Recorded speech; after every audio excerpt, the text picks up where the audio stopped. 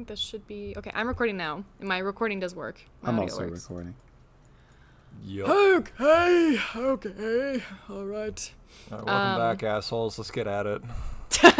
Back Welcome to work. back to- No preamble. Back to work, bitches. We've got content to make. There's no foreplay going on right now. We're going straight into intercourse. It's already 8:30. Episode 16.5. Yeah, we were meant to start. We were on. Ethan and Connor were on call like 10 minutes before 8. I got on 10 minutes after that because I was trying to remember what part of my presentation it was about because I couldn't remember. I was trying to remember, like, refresh what kind of explanation I was trying to do at the end, and I figured it out. Now I'm back. We were talking about our lives, which nobody needs to know about that. Who gives a shit about our lives? But yeah, welcome back to Don't Get Me Started. Repeat everything 16, you told us, Ray. All that very personal no! stuff. Put it live on air. Oh, man. And this is public shit. There's no way. Fuck, I'm telling you what just happened in my life on camera. on the internet. Fuck no. I have some pride. Okay. Yeah. So episode 16.5. It's me again, Ray. I'm your host once again, continuing the Kingdom Hearts presentation. Join with me again, of course, is Ethan and Connor. The babies, the boys. Love them. We're back. We're back. I had a nap between last one and this one, so we should be okay. I had 2 naps today. I slept worked all day. You greedy bitch. I had 2 naps yesterday. I I got home at 8:30, had a nap, left at like noon to go to get my hair cut, did that, came back, fell asleep again, and then I left again to go play D&D. Also, I know I said last episode that we shouldn't record after I work because I'm too sleepy. Well, fuck you, I work today. Here we are. 8:30 p.m. I forgot I had plans yesterday. Yeah, yesterday none of us worked. It was like one of the first few days Connor's been able to record, or would have been able to record without having to work the time before, but of course Connor has other friends. Then I forgot I had plans. Yeah, what a and loser. I couldn't get off work early today, and we can't. Normally we would record next week, but we're doing things next week. Yes. Once again, girls' night outs take precedence over our recordings. Yep. But for anyone who listened to the last episode, our previous girls' night out, because that was recorded before our girls' night out, was great. It was wonderful. We had a lot of fun. Played a Red Dragon Inn. Watched and we also JoJo. Oh yeah, fuck, that did happen in between these two things. God, watched a little bit of Legend Meshi. That nap was really long and good for me between the 2 episodes. It was a 3-week-long nap. It was so. You're like, where the fuck am I? I also played a little bit of the first boss fight in the Spider-Man game, the PS5 Spider-Man game, because Ethan has it, and that was the best half hour of my life. Spider-Man 2. It's great. I didn't get those 19 inches of venom, but that's okay. Spider-Man 2 cruise control. Is that? Please don't bring up 19 inches of venom. I got stuck in the ground when we were playing. It was really good. Oh yeah, I managed to break it. Yeah. It was. I broke it somehow. Broke the game. It was fantastic. Mark was breaking into a building. Miles was doing something, and I was playing as Peter. And then I was playing as Miles. And Peter came into the building. Hey Peter. And then I bursted myself out of the building, and I somehow landed. And when you're in combat mode, you can't just zip up a building. So we were just stuck down here. We were trying to figure out how to get myself out of there, and I ended up just having to restart from the checkpoint. But yeah, game glitches. Speaking of games with weird glitches, it's Kingdom Hearts, baby. We're getting back into this. Bad. Yeah. Speaking of games with weird glitches, here's the game where the entire plot is a weird glitch. That is entirely 100% true. We just finished with Donald and Goofy last episode, so we don't have to go on to this. Connor, if you want to click 3 times for me. And move on to the boy, the man, the myth, the legend, part 2, because I already said man, myth, legend last time. King Mickey, the strongest bitch that ever lived. One of them, at least. I don't think he's the strongest, but he's pretty strong. So powerful. You gotta pull the trigger, Sora. Like do it, pull the fucking trigger. Do it, Sora. You can kill me, Sora, but you can't kill the idea of me. Oh, God. Disney will live forever. Can't get rid of my face that easy. Yeah, so you can kill my Keyblade body, Master. but you can't kill my soul. Literally, this man is unkillable. You see him, like, his body blow away after getting defeated or something. He still comes back. Boy is shirtless in the first game. Don't know why. He still comes back. Thoughts of Steamboat Willie being in the public domain. Oh. Cool and based. That's what I was thinking. Things need to run out of into public domain eventually. Yep. You gotta give him the Winnie the Pooh treatment. Yep. Which is make a horror movie out of it. Batman becomes public domain in like 5 years. Oh my fuck god, yeah. really? But only the yeah. original. Oh, hell I want. yeah. Where's a Batman Batman anime horror movie. when? Oh, I really There is want a one so Batman bad. anime. There's a couple of them. Like Japanese anime. Yeah. There's a There is. Batman Japanese anime. What? There's a couple of them. What? Well, I'll find it. I'll find the Batman title. Ninja. Look, I think is what Clearly. it's I don't called. want to go for another 2 hours again. What is Mickey doing in this game?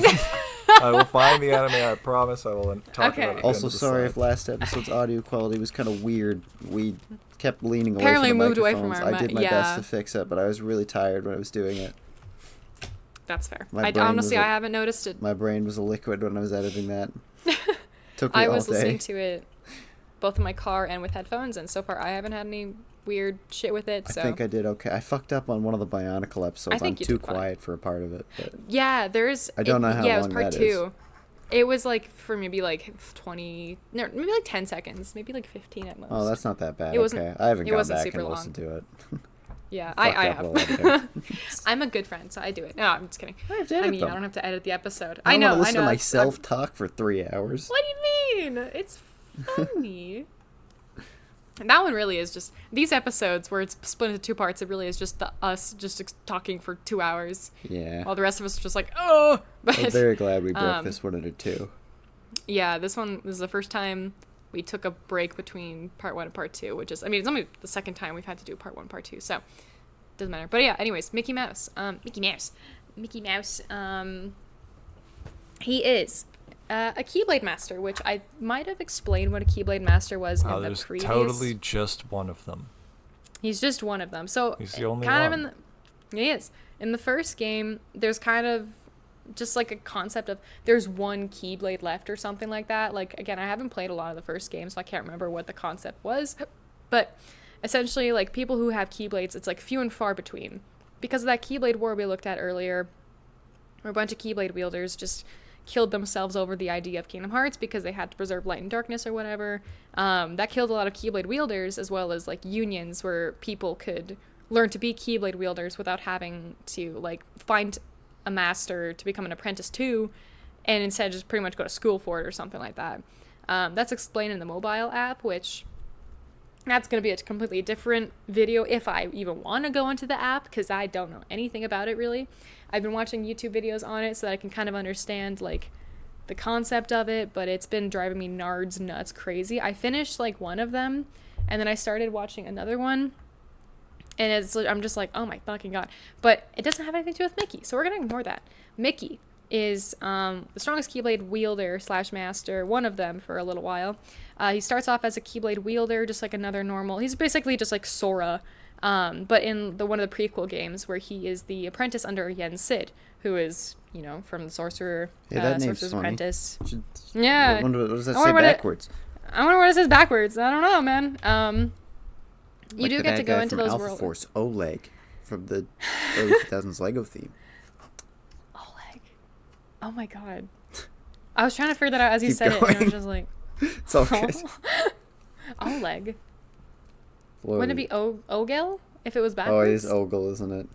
Yeah, you're Ogle. right. Oh, yeah, what the fuck? I was like, Oleg. That's more of like an anagram, if anything, but okay. It is Ogle. Red Damn, I fucked Yeah. up the joke.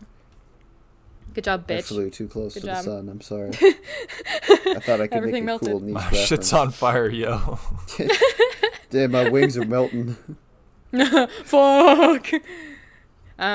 So after that prequel game, Mickey becomes a Keyblade Master, and he gets super buff and powerful. He's not really in the first game very much, and I recently learned, and I could be wrong, so like I'm trying to go like paraphrase as best as possible without having to pull up facts, because this isn't a fact-based podcast. I'm kind of coming to conclusion of that, but also sources are important. I've sourced a few things in this presentation so far, Gross. which I'm sure maybe you guys noticed, maybe you didn't. I don't know. But Mickey was only in Kingdom Hearts 1 briefly, and he had no speaking lines. I think he maybe have had one speaking line, but it was just him closing the door to darkness, or the door to Kingdom Hearts. But he had no shirt that's on, the name of the game. which, yeah, wild. Door. That's my favorite game. So From that, it's because they didn't have, like, they had rights to use Mickey, but they didn't, or they had rights to use, like, they had rights to use Disney characters and Disney titles, obviously, because that's, like, the majority of the game. But they didn't have the rights to use Mickey as a character, so it's literally just a silhouette of Mickey. He has, like, no shirt on. You could clearly see he's got no shirt on. He's got a Keyblade. He doesn't You normally click once to wear a make shirt. Connor. In this game, he does, because if we don't Say, have fellas, shorts... Oh, yeah. did somebody Oh, yeah. mention the door to darkness? Door to That's supposed to darkness? play. Yeah. I just wanted to do that. Press one more time. There you go. Okay. So Mickey's Keyblade, this is what he holds in the first game. This is one of his Keyblades. Just called Kingdom Key D. Just, I don't know why it's D. It's probably Kingdom just Craft version Dinner. D or whatever. Yeah. Kingdom D. Craft Dinner. I put the third note quote, say fellas, did someone mention the Door to Darkness, which is that video that just played. That's from Kingdom Hearts 2. Which is just, it's just one of my favorite lines of his. It's just like, oh, okay, who expected good old Disney's little offspring over here to wear an emo little cloak and talk about darkness, where he's like, say fellas, let's go kill Satan, let's go do it. As well as in Kingdom Hearts 2, he goes on a murder rampage when Goofy dies. He and Riku, like Mickey and Riku as well, around Kingdom Hearts 2, kind of in Kingdom Hearts Chain of Memories a little bit, but more Kingdom Hearts 2. He gets really close with Riku. Could have had probably the closest shit to having a gay romantic subplot that people might actually want to admit to is probably King Mickey and Riku. Is it technically bestiality? Yeah, but so is Beauty and the Beast, and here we are still having that in this game. So it's clearly not that uncommon. But anyways, Mickey is meant to be super super strong. He helps out Beauty Sora and the quite a Beast bit, is but my he's also favorite just monster fucker anime. mine. No, I'm kidding. I don't have one. I don't actually think I know anything else that's. Yeah, I couldn't am name I a single thinking? other one. I don't think I can actually. I'm not joking. I don't know if you're What are joking. we I on? definitely am No, not. I don't know. Monster fucker animes or shows. Oh, besides Musume? Oh, Baldur's I Gate don't know 3. what that is. Baldur's Gate 3, yep. Yeah, Baldur's Gate 3. You can fuck a bear. Yeah, we're gonna pass over that. No Can worries. you? You can, yes. I don't know You can anything about canonically Baldur's Gate 3. My big website titled CanYouFuckTheBear.com, where I list every video game where you can fuck the bear. Man That's or all bear, you- Halson. I'm going to fuck the bear in the form of a man. No, I'm gonna fuck a man in the form of a bear. You get to That's yeah. just There's a gay druid. sex. Stop overcomplicating it. No, you're right. You're so right. But yeah, Mickey, main guy, pretty big deal. Shows up here and there. Not really many Mickey, like, there's not the whole like a big old mouse symbol like here and there. It's pretty like Kingdom Hearts is pretty its own thing, despite being half Disney, half Final Fantasy.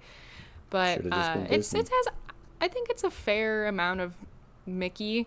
Like, Mickey is definitely like an all-powerful being that kind of lingers around and he's like there to help and shit.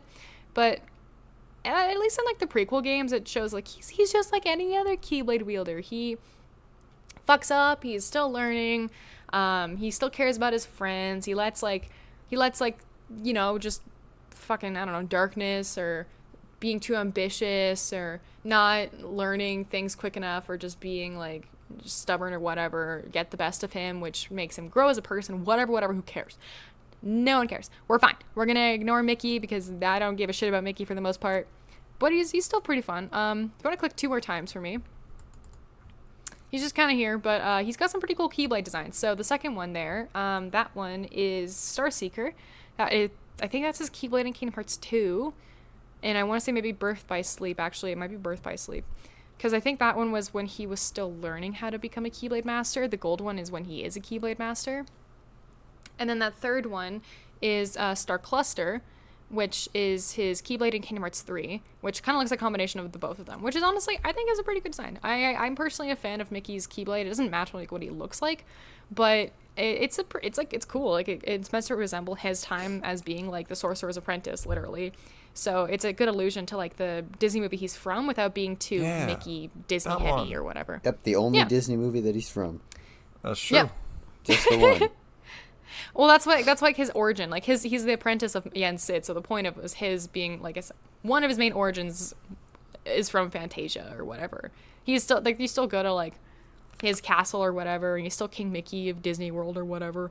But I mean, that's just fuck off, okay? What'd you get? Shut up. We're not no more Mickey Mouse. We're done with Mickey Mouse. Oh, also Sora.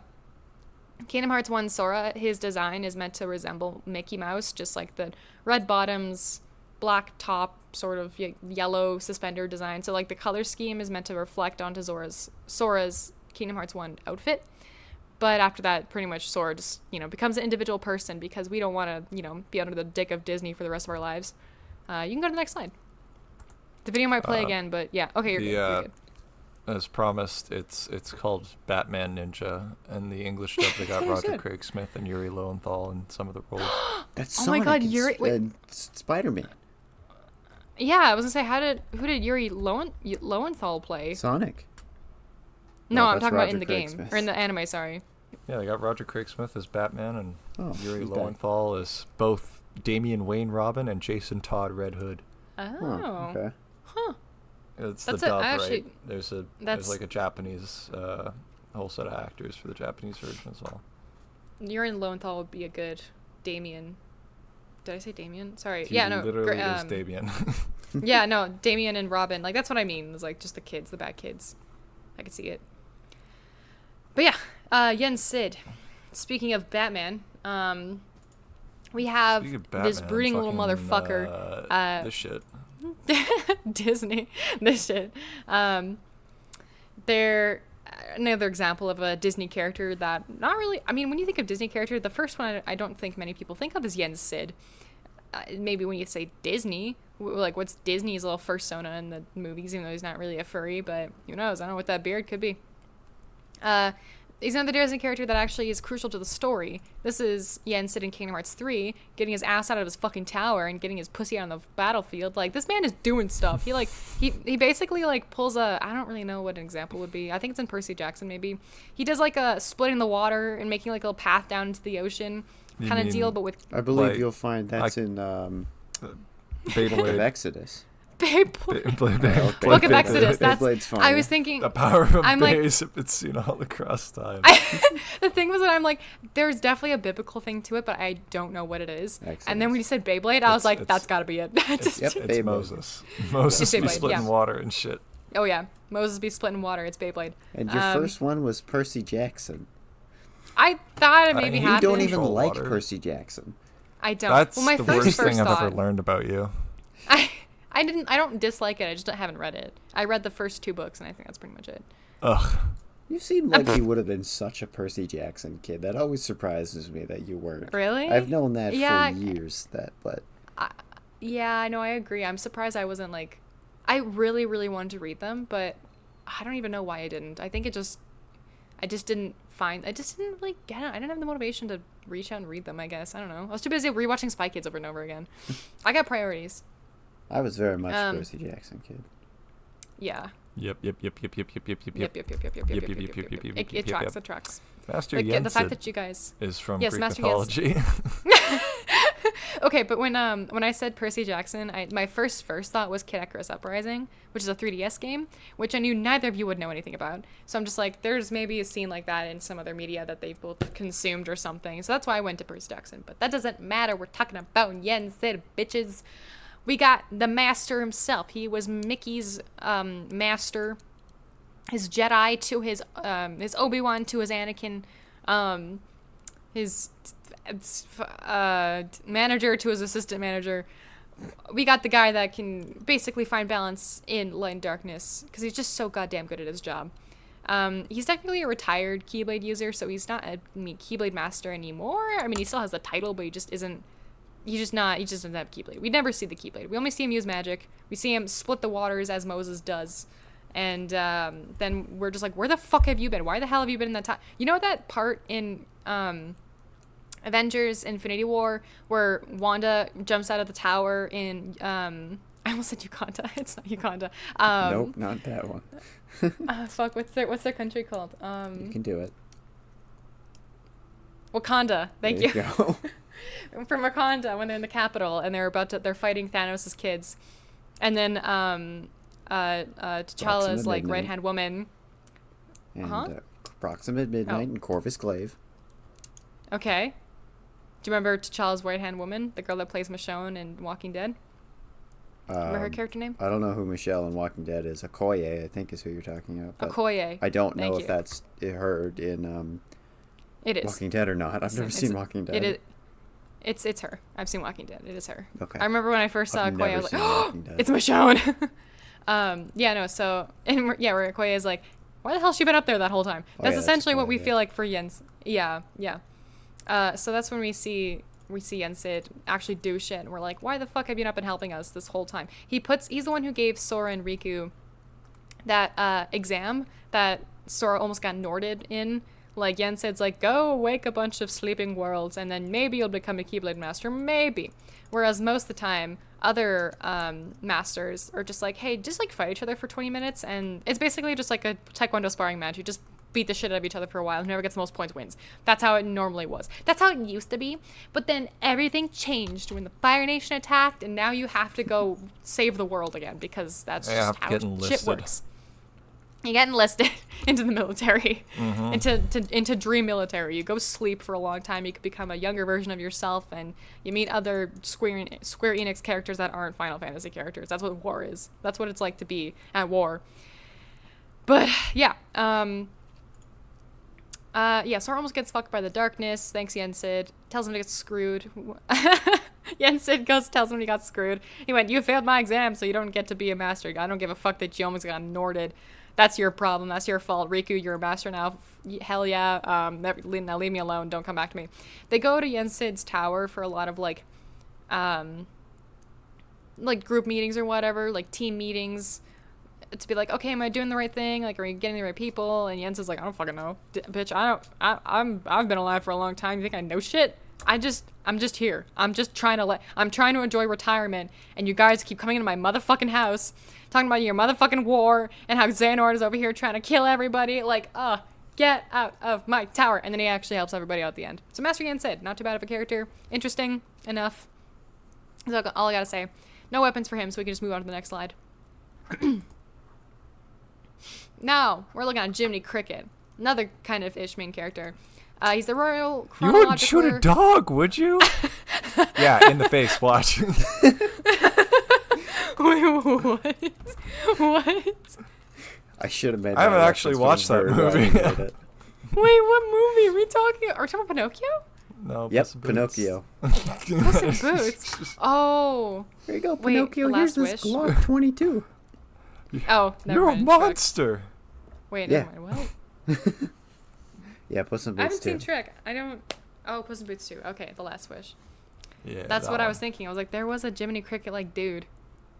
Yeah, Jiminy Right. Cricket. I'm your conscience. I don't think they call him that. But, I don't think they... No, they don't. I don't think they do. but it is a him. conscience. Okay. That makes pretty sense. much him. God, that movie's so fucking good. Yeah. He fucking dies. It was He so does funny. die. I love that movie. It's so funny. That movie kills so many Mm-hmm. people.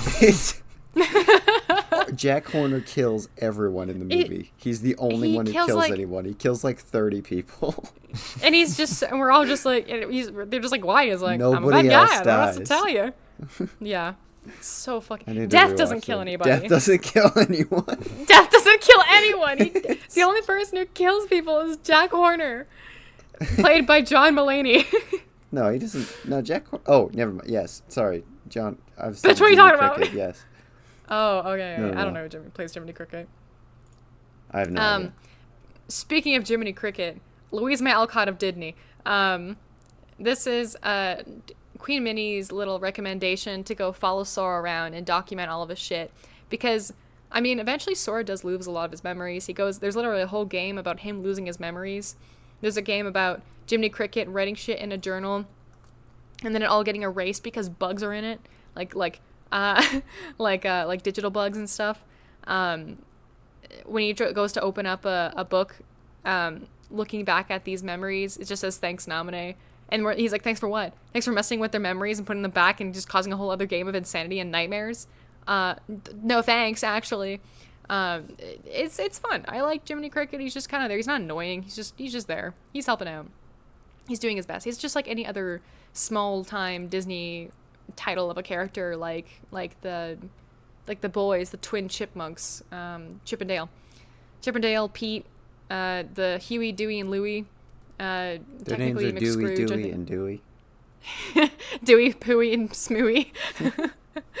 Okay. He and Mickey put the books inside of this computer and then make Datasaur up to fix it, and then they erased Datasaur like he's a virus. They did the poor kid dirty. Like, they really just put Datasaur in, like, no one, like, just through hell for no reason. And then Jim Crick is like, oh, that's why I wrote this thing down. All right, we can turn off the computer. And then Datasaur was like, wait, no, and then he's gone forever. I kind of forgot he was a character just because the games that I played the most of, he's not in them. I've played Recoded, which is where he's like, hey, my books are messed up, let's go put them in a computer. But he's in like cutscenes, he's also like speaking like from a speaker, like the Truman Show style, where you're in like a world and you're like, someone's upstairs, but it's not God. Like, what's going on? And he's like, Sora, I need you to do this. And he's like, what? And he's like, do this. And he's like, what? And then Mickey's like, do this. And he's like, okay. And that's pretty much it. Okay. But yeah, he's there. He's just there. That's Jiminy Cricket in Kingdom Hearts Dream Drive Distance on top of Riku's shoulder there. I don't know why he's there. I haven't really played much of Dream Drive Distance. You can go to the next slide. Thank you. Speaking of other boys, we got Chip and Dale, the Gummy Boys. Whatever happened to that one movie where one of them was 3D model and the other one was 2D animated? Oh, that movie was weird. Oh my god. That wasn't. I don't remember what that movie was called. I watched it when it came out mid-pandemic. A couple of years ago, yeah. Oh my god, did it? I thought that was like before pandemic. Very cool. But it was, it's okay. It was weird. It had some funny jokes in it. I liked Ugly Sonic. Enough. That was funny. Oh yeah, Ugly Sonic came up. That was the only thing that came as a result of it, is they put Ugly Sonic in the movie. Yep. Like Sonic movie Ugly Sonic before he got fixed? Like the Sonic movie first trailer Sonic. He was a character. Oh my god. There was, that movie did seem very weird to me because it was supposed to be a comment on 2D versus 3D animation. But they're both 3D models. The 2D one is just a cel-shaded 3D model. So it defeats the entire fucking point of the argument. Also, all the puppets and the claymation guys are also CGI. Yep. At least I think the claymation ones were. The puppets are for sure. So 3D animation was like, suck my dick. They just used 3D animation for all of it. Yeah. I mean, 2D animation I'm a fan of personally. I prefer it more. I think it depends on the story, but I'm not they can, yeah. pro or against either. I think they're both good for different reasons, but like... Yeah. I think like a good... Have you guys seen Anastasia before? Like, that's a good fusion of 3D and 2D. Don't remember. It's not... I don't think it's Disney, no, but it's not. It's a... Yeah. I don't know if I've actually seen it or not. I know what it is, though. It's... Yeah, it's 3D and also 2D animated. Like, the 3D animation's more for, like, the backdrops and the setting and whatever, but the characters are, far as I know, just 2D animated, but it might be kind of like Beauty and the Beast, where they sort of like circle around the characters in a 3D space, but they're still 2D kind of thing, maybe? Well, Disney got really good at doing that in kind of the late 90s, speaking of Disney, the late 90s, early 2000s. I don't remember what the program was called, but it would be James Baxter 3D models, and then it was like Dream Quest or something like that. Or no, because never mind, it wasn't Dream Quest. That was what they made Dinosaur with, was there, and which was a company they bought and then immediately crashed it because they tried making Dinosaur and it was a horrible bomb. I did a whole video on it. Go watch it. Oh no. Yeah. I watched that video. That one's one of my favorites. I worked really hard on that one. That one was funny. I think is one of my best videos. But I like that you started with the skit. That was my favorite part about it. Thank you. I'm going to do more of those on the videos I am working on right now. Please, I'm so excited. A shit ton of Transformers movies. But oh no. I'm afraid if you do, because I don't want you to do another Bionicle shit again. It might break. There's gonna be another neuron. Another neuron will jizz in your brain. You're gonna be like, don't phrase it like that. But when they made Tarzan, all of the trees that he's sliding on, because it's just too complicated to do as an actual 2D render, was you do that as a 3D model and you paint 2D art onto it, and then you slap 2D Tarzan in the middle, and it looks really good. And then that was the same kind of tech that they used for Beauty and the Beast. And I don't know. I think Tarzan was first. I don't remember. And then they used I it think you're like right. that kind of culminated as they worked more into movies like Atlantis and especially Treasure Planet. Because Treasure Planet uses it a lot, but some of them, especially the ships, aren't using that. It's just 3D models. But if you look at because all the robots and stuff are too complicated. If you look at John Silver's hands, that's what they're using to do it. Because you just can't do that 2D animation. You could. It would just take forever. I haven't seen Treasure Planet. What? All right. I also haven't seen Treasure I've Planet. Seen a little. Yeah, I've seen like a little bit of Atlantis. Sorry, Connor. All right, we're doing a movie night, and we're watching Treasure Planet because that movie slaps. Right. What, rather than going on a road trip? We're not going on a road trip, and we're not going to see Deadpool and Wolverine. No, we're going to watch Treasure Planet. I'm okay with this, actually. Treasure Planet is pretty much not. Movie slaps. So does Atlantis. But the Treasure animation Planet is incredible in wait. Treasure Planet. Nah, it'll be fun. You sound so enthusiastic. No, it'll be fun. We won't have to drive 2 hours both ways. I can drive. Me and Connor can drive. If you don't want to drive. Ethan hates it when I drive. No, Why? Listen, it's not your fault. I get motion sickness when I'm not driving. Also, I don't know when okay. it started. Like shit right now because a mouse died in it somewhere and I can't find it. Because you came all over it. Yeah. Ethan, did you hear about that? Like, did Connor tell you about the mouse? I didn't hear about the Did mouse. I tell you about I did hear it? about him coming yes. all over Never it. I was mind. there. I forgot So about we were that. all girls' night. Maybe we don't want to talk about this on the show. 2 weeks ago or something. You don't want to? No, it's fine. Oh, well, just out of context, when we finished girls' night, Connor knocked on my window and he's like, Ray, I'm like, what? And there's a mouse in my car. I just saw it run through and was like, fuck, okay. I think So he me, left. him, and his girlfriend were trying to find it. Yeah, we couldn't find it. And I was just like, be safe, I guess. Like, A mouse get your died gloves somewhere out. in I my don't vents know. though, so my car kind of smells like shit. my But God. I can't find That it. sucks. Major L. I've torn the whole front of my That's car so apart. funny. I can't find it. That's so funny, but so unfortunate. I Yeah, we don't have to take your car. No, Ethan would die so fast. I think I put poison in my car. I think the mouse is gone. But Okay. Did you get motion sick when you were in my car, Ethan? What? Maybe. I don't know. I don't know. It's just any car. Well, every once in a while, cars that I'm not driving. Just kind of, you know. Yeah. yeah, I get it. get Sort you. of My little- dad has the same thing. He can't be in the car when someone else is driving. I get that when I'm in my dad's car or my dad's truck. It's because he's a reckless driver. But anything else, totally fine. Anyways, speaking of cars, gummy ships. Speaking of cars, They- Chip and Dale. Chip I don't and remember what the Dale. point I had about 3D models greatest- was either. So they're don't little worry about it. Yeah. Atlantis video, I guess. I had a don't know. thesis That's come- statement and then I forgot it. I don't remember. It doesn't matter. If you remember, you can. 3D spout it. animation, cool. Atlantis, good. And Treasure Planet. Yes. Sure. I believe you. I do really want to watch Treasure Planet. I liked Atlantis. I never finished Atlantis, but I liked it. They're both very good. Yeah, I can believe that. I mean, all the characters are hot in both of them. Like, how could you not like That's it? true, including Mole. I think I remember who that is. Maybe. Okay. But Chip and Dale, they're little squirrel mechanics. They produce the gummy ship, which lets you travel between worlds, which normally you can't do unless you have Keyblade armor or a type of just some kind of equipment that lets you travel through worlds or use dark corridors, which is normally what bad guys can use. So since Sora is a good noodle, he doesn't have dark corridors. He uses a ship, and these ships you can actually build to look however the fuck you want. I never really cared for that mechanic. I'm not a big builder. I just made the ship that works the best and then just kind of kept playing with it. I'm pretty sure I just let them recommend me things or whatever. I was just like, this works. I'm good. Going to the next world. Don't care. They also give Sora a gummy phone, so you could take selfies and post it on Instagram. You, literally in between loading, Introduce him to the concept of Twitter. social the media. internet. Yeah. It's actually Give Sora it's actually Twitter.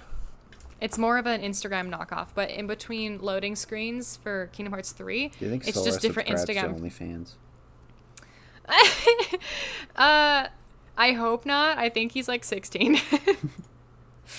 You know what? Maybe. I'm sure he's he's at this point, he's probably like, he's dead technically right now, so I'm sure he's good. His ghost is doing something. He's like in a different video game now, is so far what I'm understanding. That's Kingdom Hearts 4, which the trailer came out years ago. Game probably not going to come out for another 10 years. Who knows? But yeah, they give Sora a sick new iPhone, take selfies, post shit on Instagram, and they're just also there. They're just like other side characters. They're not as important as Jiminy Cricket, prominent as Mickey Mouse, powerful as Yen Sid, but they're homies. They're just there. They're like Queen Minnie and Princess Daisy. I had to remember it. It's not Daphne, it's Daisy. They're just like characters that do stuff. Yeah. But yeah, that's how you're able to travel through worlds as Sora in these main games. There's other ways you can do it in other games, but this is the explanation for them. Thanks to Chippendale, space travel is a thing. The moon landing was actually them. It was 1969. Nice. This slide's done. We can move on to the next one. What the fuck does Danky Spankies? Where do you see Danky Spankies? At the bottom. Oh, I see it. You'll see it in a second. Give me like 1 second. Okay. We got Naminé and Diz. Naminé is a witch, and she's also Kyrie's nobody, if you guys remember her. She's the memory messer-upper, and I'm always asking, girl, you good? You shouldn't be here. Yo, home slice, how you doing? How you doing? She got kidnapped and then used by Organization 13, which are the baddies, and then she got used by Diz, who was supposed to. He's kind of like an anti-hero. Looks like he's got like a weird snatched waist situation with his gear. He's there. These characters were both in the first game I played, which at this point I was like, oh my god, like look at the contrast in design. It's like already like from a 0. Like Naminé has 3 colors to her total: white, blonde, and blue. That's it. She's just 3 colors. She has this design in the newer games too, and everyone gets a sweet new design. They're like, let's give every character like a cute like new outfit, and they're like, Naminé, you get this white dress because you have to be pure. It's like, no, this girl's gone through so much. But Naminé's cool. She's also one of the nobodies that gets a personality because she's just super cool. She was made from Kyrie's heart and Sora's body, as a reminder. Diz, on the other hand, he's actually this guy named Ansem the Wise in disguise, because he got some cool powers from the Realm of Darkness. Have you ever heard the tragedy of Darth Ansem the Wise? Speaking of which, he was also voiced by Sir Christopher Lee. Which I kind of, when I was playing the game and when I watched Star Wars with you, I'm like, this kind of sounds like Diz. What the fuck? So yeah. That was where you first went? Was Diz from Kingdom Hearts? Not Saruman the White? Not Willy Wonka's dad? Not Dracula that one time? Willy Wonka's dad from which Willy Wonka movie? The Tim Burton one. The bad one. I didn't watch the Tim Burton one. I don't like either of them. There's no way you didn't watch it in elementary school. Nope, never watched because it. I watched the Gene Wilder one. Because we went to the same elementary school, and I had to watch that movie every year for like 3 or 4 years in a row. I never had to. I have no memory of this movie. What? I've never seen it. It's not good. Don't watch it. But he's good in it. I didn't even know. Christopher Lee's in like a million different movies, and he's like, and most of them are terrible, but he's always good in them. Because he makes things better. I do remember. To be fair, I did play Kingdom Hearts before I watched Lord of the Rings, and I never watched Star Wars growing up, and I never watched Willy Wonka, and I watched the same thing over and over for like the most of my life. But I believe he's not alive anymore, is he? He's passed away, right? He died like 10 years ago. Probably the coolest man to ever live. Yeah, I did very cool something guy. like that in my childhood, watching the same movie over and over again. But it was Top Gun, and my parents had it marked down to the second how much they had to skip between every time the planes were in the sky. What? So I never knew the plot of Top Gun for my entire childhood. Oh, so they VHS, just watched the plane They knew stuff. exactly how much they had to skip between each bit. And I was always curious. I'm like, I thought you meant they were skipping all the plane stuff and were just watching skip the human between stuff. the I was like, that seems stuff. cruel. That's cruel to I mean, you. that's still weird, but less weird. No, that's I don't cool, know. actually. That is cool. That's such I've never strange seen Ethan Top Gun, lore. but It's actually a really good movie when you just only have the plane stuff. You're just like, wow, this is a really emotional bit about a guy losing his best bud. Aww. It's actually, Ooh, plane. unfortunately, still less gay because I never got the beach volleyball scene as a child. Ugh, sad. sad stuff. So it was a beach volleyball scene. You got time code? Oh my god. No, I dude. knew that. I'm kidding. I knew that was in there. Okay. I was gonna say, oh my god. I know what how? happens in Top Gun. I've just never seen it. I know Probably the never beach will. Watch volleyball this scene in with, Top Gun Maverick because I watched it in class one day. Like my professor was showed that? us. It was stupid. It was funny. I laughed at it. My friend is like in love with one of my friends was in love with that movie, and it was you were talking gonna about say in love the with Tom female Cruise. gaze. I am not in love with. Oh, she probably is actually. Now that I think about it. He's I'm normal. not really, like- He's cool. like- Tom Cruise I'm is not- cool. He's a normal man. He doesn't Normal have his thought. real teeth. He does not have normal teeth. He He's doesn't normal. have He normal does normal things. You ever hear him laugh? That's a normal laugh, and isn't teeth. the most Isn't he like a terrifying thing I've ever heard. Scientologist or something? Yeah, he's also a cultist. Isn't he? I totally forgot. Tom about that. Cruise It's scares the such a shit out of me. He's so creepy. He feels like not a real guy. I don't know he's why. Like, He genuinely creeps the hell out of me. no, that's so valid of you. I don't think I could ever meet that. If I ever had an opportunity, I would be like, I'm gonna just tell me when and where so I can stay away from that space for about however long he's gonna be there for. I'm asking him about Scientology immediately. So Tell how me much money about have you L. spent- Ron Hubbard. How much money do they pay you? How much money? When did I does pay you? And then Xenu the return? I don't remember what happened. Watching the little red light appear on his forehead. Sleeper agent activated. He then Speaking of Tom strangles me Cruise. immediately with the strength of 10 men. Oh no. I learned this from Top Gun. His eyes I- turn I- bright white. We saw him hang off the side of a plane. Like he can do that. His eyes Yeah, and he- teeth turn bright whites. It glows. His eyes glow. His eyes and teeth glow. When I said the red light appear on his forehead, that was like, no, that's the laser sight from a rifle that is trained on him. Yeah. At all Oh, I times. think it Yeah. was coming out of his forehead. That's what. No, that's what I like thought he he said. produced it. Oh my god. He's Zeus, where he's giving birth to a tiny Tom Cruise through his forehead. Tom Cruise falls, cracks his head open, and a smaller Tom Cruise comes out of his head.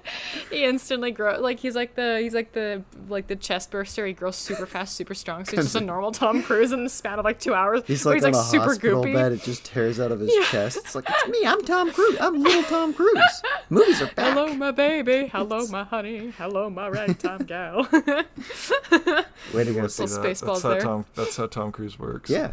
It's yeah. We gotta go see the new Alien, Ray. Ethan, you're, Oh, you're more I than saw the welcome to trailer come, for it. but I don't know It how looks much you really care about good. Alien. No, I'll It go looks to really good. Alien. Yeah, It's cool. it's Yeah! an It's important Alien part with of it's an important part of trans history. I have to go watch Alien. It is. Oh yeah, we it had very that much is. discussion already. Yeah, there's a trans character in it. I don't remember who. Matrix is definitely also a huge part of trans history. That Yeah, is we should true. watch that. I don't like the Matrix Okay. very much. I've only seen the first one. but I'm not a big Movies- fan. I like Movies are either about being trans or they're about 9/11. That's true. Star Wars? I- Really? 9/11. But Empire Strikes so- Back? Trans. What? Oh, Jurassic Park? Also trans. That one's for That's real, right. actually. That dinosaur. one's for real, actually. That one That's wasn't about a being- joke. That's about being trans. I don't think I. That Jurassic one's about. Park, like the- That's one's about chemicals in the water turning the frogs gay. Yep, pretty much. That's barely Oh my even a God. joke. I forgot about that. They Okay. have frog DNA in them, so they can kind of switch the genders. That's so cool. God. That's why That's the so dinosaurs are all the dinosaurs in Jurassic Park are female, so they don't make more dinosaurs. And then but later they find eggs, and it's because they have frog DNA in them, and they can kind of switch their genders. Are they you ever read asexual the book of producing that? as well? Yes, or- I have. I read Crichton both book. of them. Oh my god, that book's so good. It's pretty good. I prefer the first movie, but I way prefer the second book to the second movie. I like how every chapter has a bunch of fractals on it. I It's like all cool. the graphs in it. Yeah, me too. Actually, There's a I lot like of that there's graphs. I like when I have to watch my books. My science fiction's really And then good read when them. it has graphs. When I had to like sit and break out the ruler and plot charts, that's how you know it's good science fiction. There's a PowerPoint presentation in this one book that I was reading for class. It's a short story, like anthology thing, but this one short story is just it's just this kid telling a story about their family through a PowerPoint, which I think is art. It's beautiful. That'd make a cool podcast. Yeah. I don't think it'll really work, but whatever. So anyways, back to Diz and Name. Back to Christopher Lee. Back to That was a Christopher Lee. weird That was a tangent. God. Who is who we are. They're both introduced in Chain of Memories, which is just after the first game. yeah, Namine was kidnapped and then forced to mess with Sora's memories because they were like, no, you seem like an impressionable child. Let's do that. Diz later then helps Namine take refuge in the abandoned manor in Twilight Town, which is just this old house that's inhabited. And during the games of 358/2 days, or 358 over 2 or whatever, and Kingdom Hearts 2, that manor you actually get to see a little bit more of, and you get to see these two characters actually get kidnapped and used and stuff. Be like, okay, now what the fuck do we do? Because Sora, he gets put to sleep for a little while to get his memories restored because they forced Naminé to really fuck it up super hard, and she's good at her job, so she fucked it up super hard. Not really her fault, to be honest. Like, again, she was forced to do it. But Diz is like, no, we'll do this. We'll fix it. And since Diz is kind of a piece of shit as well, because this is like evil Ansem. This is when Ansem went to the realm of darkness and was like, I'm losing myself. And then darkness was like, hey, what if you were mean? And he's like, no. And then he gets mean, and he's just like, no, I have a cool hat. He hates nobodies. Again, nobody's the husk of who you were without your soul. He forces Naminé to like kill a bunch of kid clones who he gives little shits about, and then tries to dispose of her once her job of reviving Sora, Donald, and Goofy is finished. In the manga, he tells her to go sit in a closet, and then Axel, this other character, comes in and he's like, why the fuck are you in this closet? And she's like, I was told to sit here. And then he's like, okay, well, you don't, like, no, like, get out of the closet. And that's how Naminé came out as gay. Diz got the case of the danky spankies, the sickness of darkness. That's what I was implying. He goes into the darkness, the danky, and then he gets sick of the spankies. Bless you. Excuse me. Oh, what was that? Bless you? Yeah, sorry, I sneezed. Oh, good. Naminé's got the female character in Square Enix Game Syndrome. She's there until she's not used anymore, and her personality's kind of flat. Not as flat as Kairi. Like, despite being Kairi's nobody, who's meant to be Kairi without a heart, she's surprisingly more in-depth as a character than she is. I personally like Naminé. I like her character. I like her design, even though it's pretty simple. I like her, like, I like that she's a witch despite being a nobody. Like, I don't know if she's a witch because she can control Sora's memories because she was made from his body. And then she's connected to Kairi because of her heart, whatever. Weird, convoluted, weird, kind of inserted character, but she's cool. I like her. Deserves better. She's really fun in the manga. You can go to the next slide. I think that's all the things I have on this slide. Did I just stop? Nope, we're good. I thought I stopped my recording again. I was like, good. did you have another? We are balling. Okay. I have a little panic attack there. I almost did too. I was like, Connor. We're good. We're going. Right. We're still at 11 minutes on my recording. We're good. Okay. It's going up. Good. Sounds good. We're good. Me too. Good. Okay.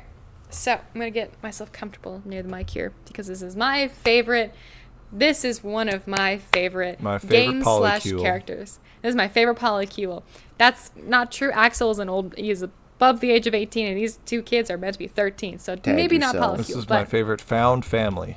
This is my favorite found family, yes. So these three are main characters in Kingdom Hearts 358/2 days and part of Kingdom Hearts 2.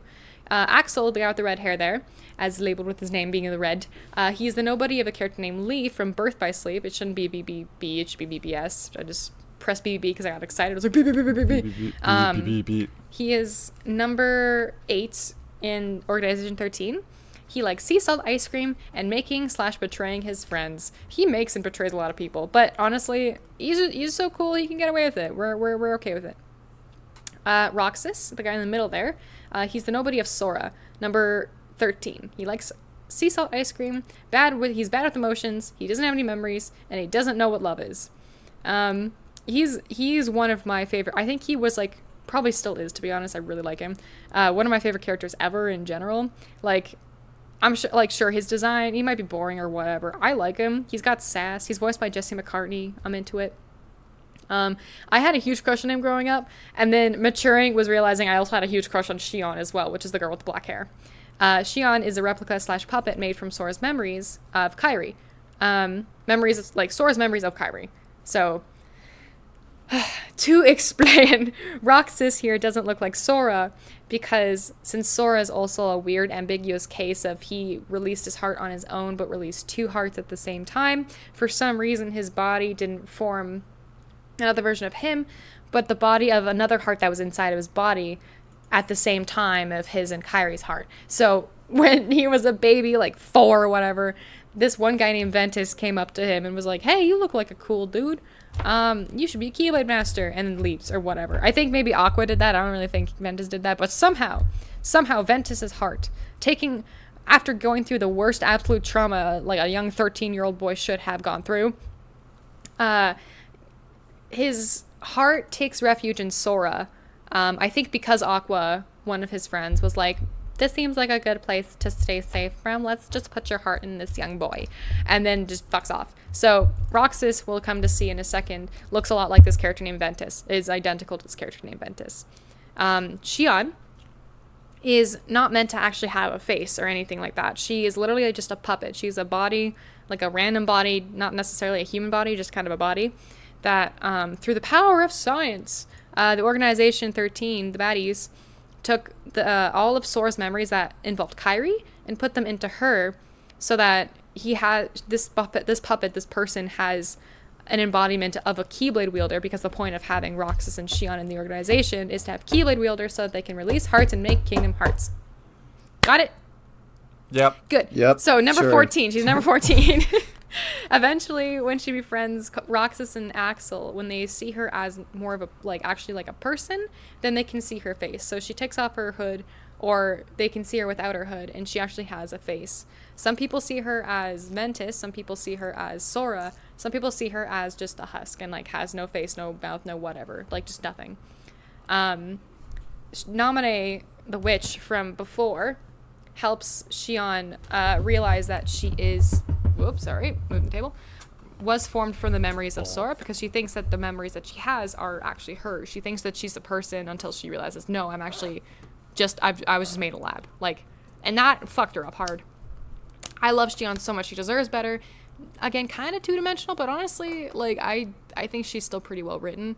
Her story was very sad. Like, when she died, they made it, like, the point of her dying was, since she's completely, like, artificially made, that once she's gone, the idea of her, like, her as Xion, not as these memories, are completely erased. So after she dies, Roxas and Axel have no idea who this person is. And it's fucking sad.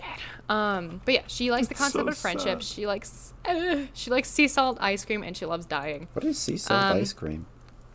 Is that a real thing? I have never heard of that before.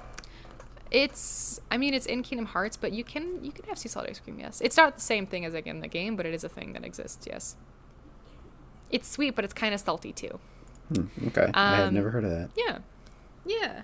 It's not my favorite. I've had it before. It's okay. I also tried to make it, but it's like, it's eh. You play as Roxas in Kingdom Hearts 358/2 Days. That was my first Kingdom Hearts game. I love Kingdom Hearts because of this game. This game is, like, notoriously one of the worst in terms of gameplay. I love it. Let's just take a moment to appreciate how fucking stupid their naming conventions are. It's dumb as fuck. So actually, I don't know if we said guy that at work who last goes speaking by of Axel.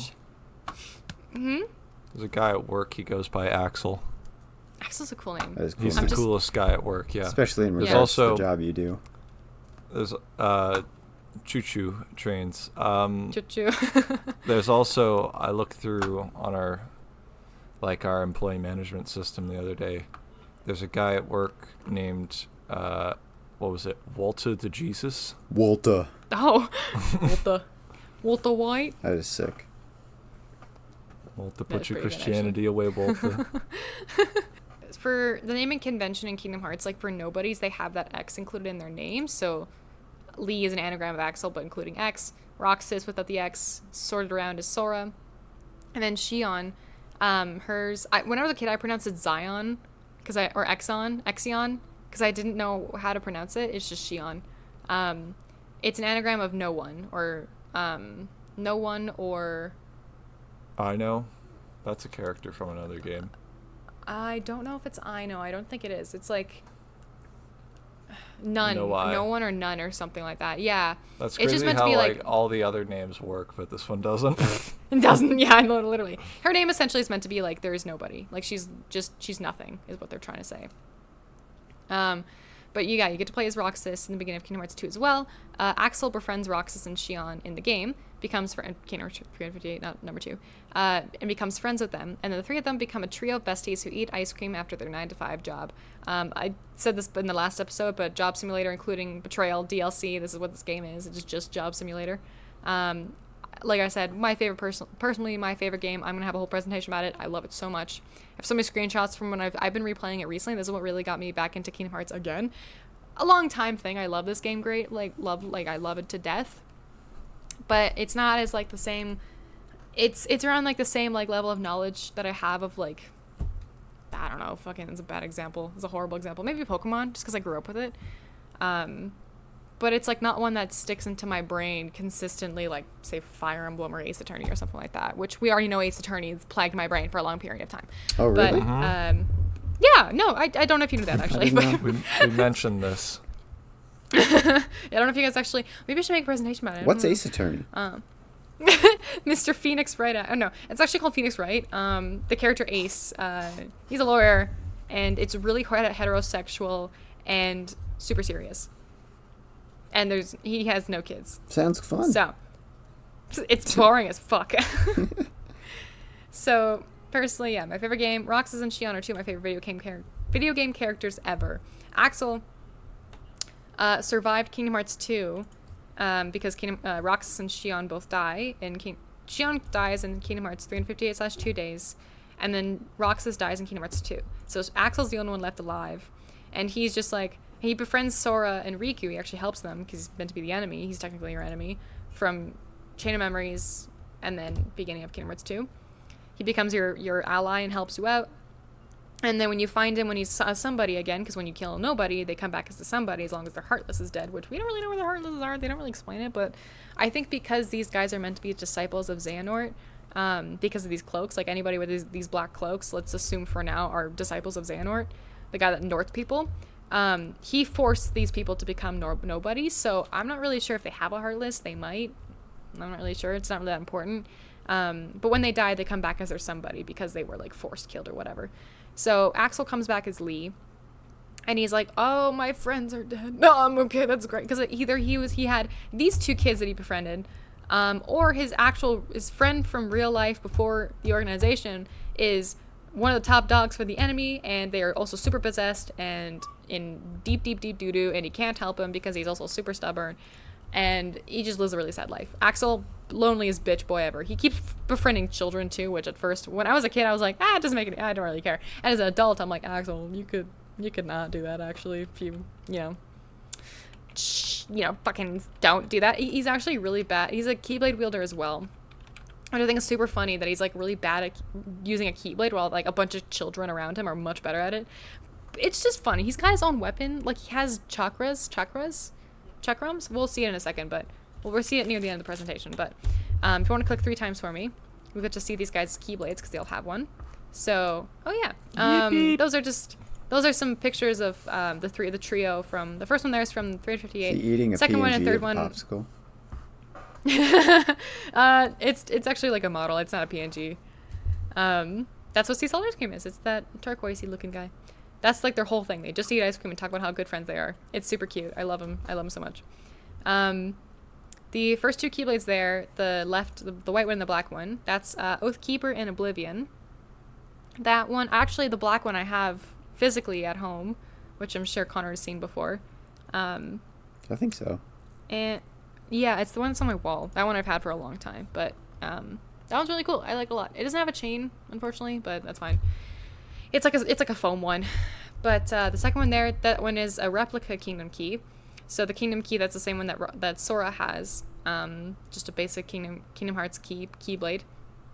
But since Xion is a replica, it's called the replica Kingdom Key. If you want to click one more time for me, Axel's Keyblade is basically a Keyblade version of his weapon from before he was a Keyblade wielder. This one's called the Flame Liberator. He learns how to use a little bit, and honestly, I think it's kind of silly looking, but I mean, it's cool. He's a fire elemental, like that's why there's like fire and shit. I mean, if you can't tell from his hairstyle, different character, like the organization members have control over a type of element, sort of. Axel's is fire, Xion and Roxas is light. Like Bionicle. Like Like Bionicle, except Bionicles. their masks don't change their powers. They just are stuck with it. Yeah. But that's my favorite game trio. I won't go too much into it because I just won't shut up about them if I start. But yeah, we can move on to the next one. These are called the Cecil Trio. And then we're going to move on to the Wayfinder Trio. This is who I was talking about. The bottom right guy with the blonde spiky hair. That's Ventus. These three characters take place. Wait a minute. This is just Sora again. This is literally Sora numbered like They just 2, made one character Quiet, model. hey, don't. They sure fucking did. Oh my god. No, they all look the same. Don't worry about it. They do Like all I look the said, same. there's like how many people inside of Sora? At least How many people inside Sora? at I'm least also 5. concerned. That's a 4 or question 5 for around After Hours. That is a child. That is a child. That is a child. That is a child. There are children. There are children. 13 years old. That is 13 a years old. child. Technically, Ventus is like 24, but he sleeps for 10 years, so he still looks like a child. Anyways, so these are the main characters for BBS, Birth by Sleep. But they're also present in Kingdom Hearts. I think I should say 3, but they're also technically in other games as well. They're in a little bit mentioned-ish in Kingdom Hearts 2, mentioned in Dream Drop Distance, the 3DS one, and you see Ventus briefly in the 358/2 Days one. I think you might see a bit of them in Recoded. They're not in the first game. The first game is the first ever made game. This is a prequel made, I don't know, fucking 7 years after the first one. This one was for the PSP. This game, I play on my brother's PS. Oh, I love PSP. It's so good. I was so sad that I didn't, my brother's PSP. Like, I was going to buy my brother's PSP, and then it turns out he broke both of them because he took them apart. One of them was in the snow. The other one he took apart and found the one that was in the snow, took that apart, couldn't put it back together. I'm like, bitch. This is heart-wrenching. It is. It's super. We had the black and the white one. I was so jealous. I had a black one. It was my dad's, and he gave it to me cool. when he was like, I don't use this anymore. You can just have this. You're like, okay. I played so much Star Wars Battlefront Renegade Squadron. Can you play PSP games on PS Vita? I have no idea. Is it back? Okay. I don't know if it's backwards compatible. I don't know if the cartridges are the same. I have never think they're both touched a discs. PS Vita before. Oh, I fair pretty enough, much fair enough. only played Star Wars Battlefront Renegade Squadron on my PSP. Also Force Fair, Unleashed. That was where I beat it for the first time. Amazing. Hell yeah. I played God of War for 5 minutes, and then my dad was like, what are you playing? And I'm like, God of War, and I hadn't really gotten into it yet. Still on the menu. He's like, no, you're not. No, You are too young for this. And then I didn't play it. So I That's was so like 12. unfortunate. Yeah, You couldn't have sex with whoever? Yeah, remember when San Andreas had the mini game where you fucked women and then didn't? Like that was a rumor, and then God of War actually had one. It actually has that. Sure yeah. did. The quick time It sure sex does. mini game. Yep. Oh, yeah. You know what else has it? Beowulf. Amazing. It does, yeah. It does. We've talked about it in the Beowulf episode. Go listen to Go that. listen to listener, the if you're not sure Beowulf what we're talking about. episode. It's honestly not my best work, but it was fucking funny as hell to play it. Yeah. So this is one of the PSP game. Like, just a little note. A lot of Kingdom Hearts games, different Contains sex minigames. They contain sex minigames, even though you play as a minor. You play on the PS. I think the first game was PS2, and then PS3, PS4, PlayStation. Sorry, PSP, PlayStation Portable, I guess I should have said, DS, mobile, like Android, iOS, 3DS, technically the Nintendo Switch as well. I think that's it. You can play it on the. I don't think you can play it on the Xbox. I don't think that was one of the games. It's like they on Xbox. don't want Maybe you to could. play their games. It's like literally people who play the mainline games, which is just on normal PlayStation consoles, like not the handheld, just the normal consoles. Not a lot of people play these side games because they just either don't have the consoles for it or don't know that they exist or don't think that they matter because Sora's not in them, which like fair. But I mean, it's literally Square Enix's fault for putting plot inside games. Like you want people to know the story. Fuck maybe you, like, tell idiot. it Go buy a better. DS. Yeah, fuck you. Buy more consoles, buy more games. It's not Shut even. up. We don't even make the console. Buy someone else's Yeah, console. just buy someone else's. Yeah. But yeah, no, this game I played on the PlayStation 4 for the remixes or the recode or yeah, just like it basically just the remakes. I love this game so much. Hard as hell. I hated playing as Terra. I only played Terra's route, which is that guy, the tall dude in the middle. He's technically kind of a baddie. Terra, oh boy. He's a Keyblade wielder under Master Ericus, who is also voiced by Mark Hamill. He gets his dick sucked by the darkness and then Xehanort Norts his ass. Aqua. She's also Keyblade Master. She's the girl on the left. The most in-depth character / female character ever. I love Aqua. I love her. She's cool. She's strong. She's balanced. She's funny. She's a lesbian. We love her. I love her. Love her. I love her design. Support. Yeah, JoJo invented lesbianism. That was crazy. I hadn't heard of her since before. I hadn't heard of her since like the beginning of TikTok. I don't think. And then all of a sudden she shows up in that outfit. I was like, I don't think I'd ever heard of her before. I mean, I knew her in Dance Moms. I knew when she came out as gay, and that was like a huge thing because it was like, oh my gosh, this like thing because I still kind of saw her as like a child. I guess I think she was like a teenager when she came out. That is a child. I don't know how old she is actually, I think she might be 18 now. She came out as like a teenager though. I'm pretty sure, like almost like 18 or something.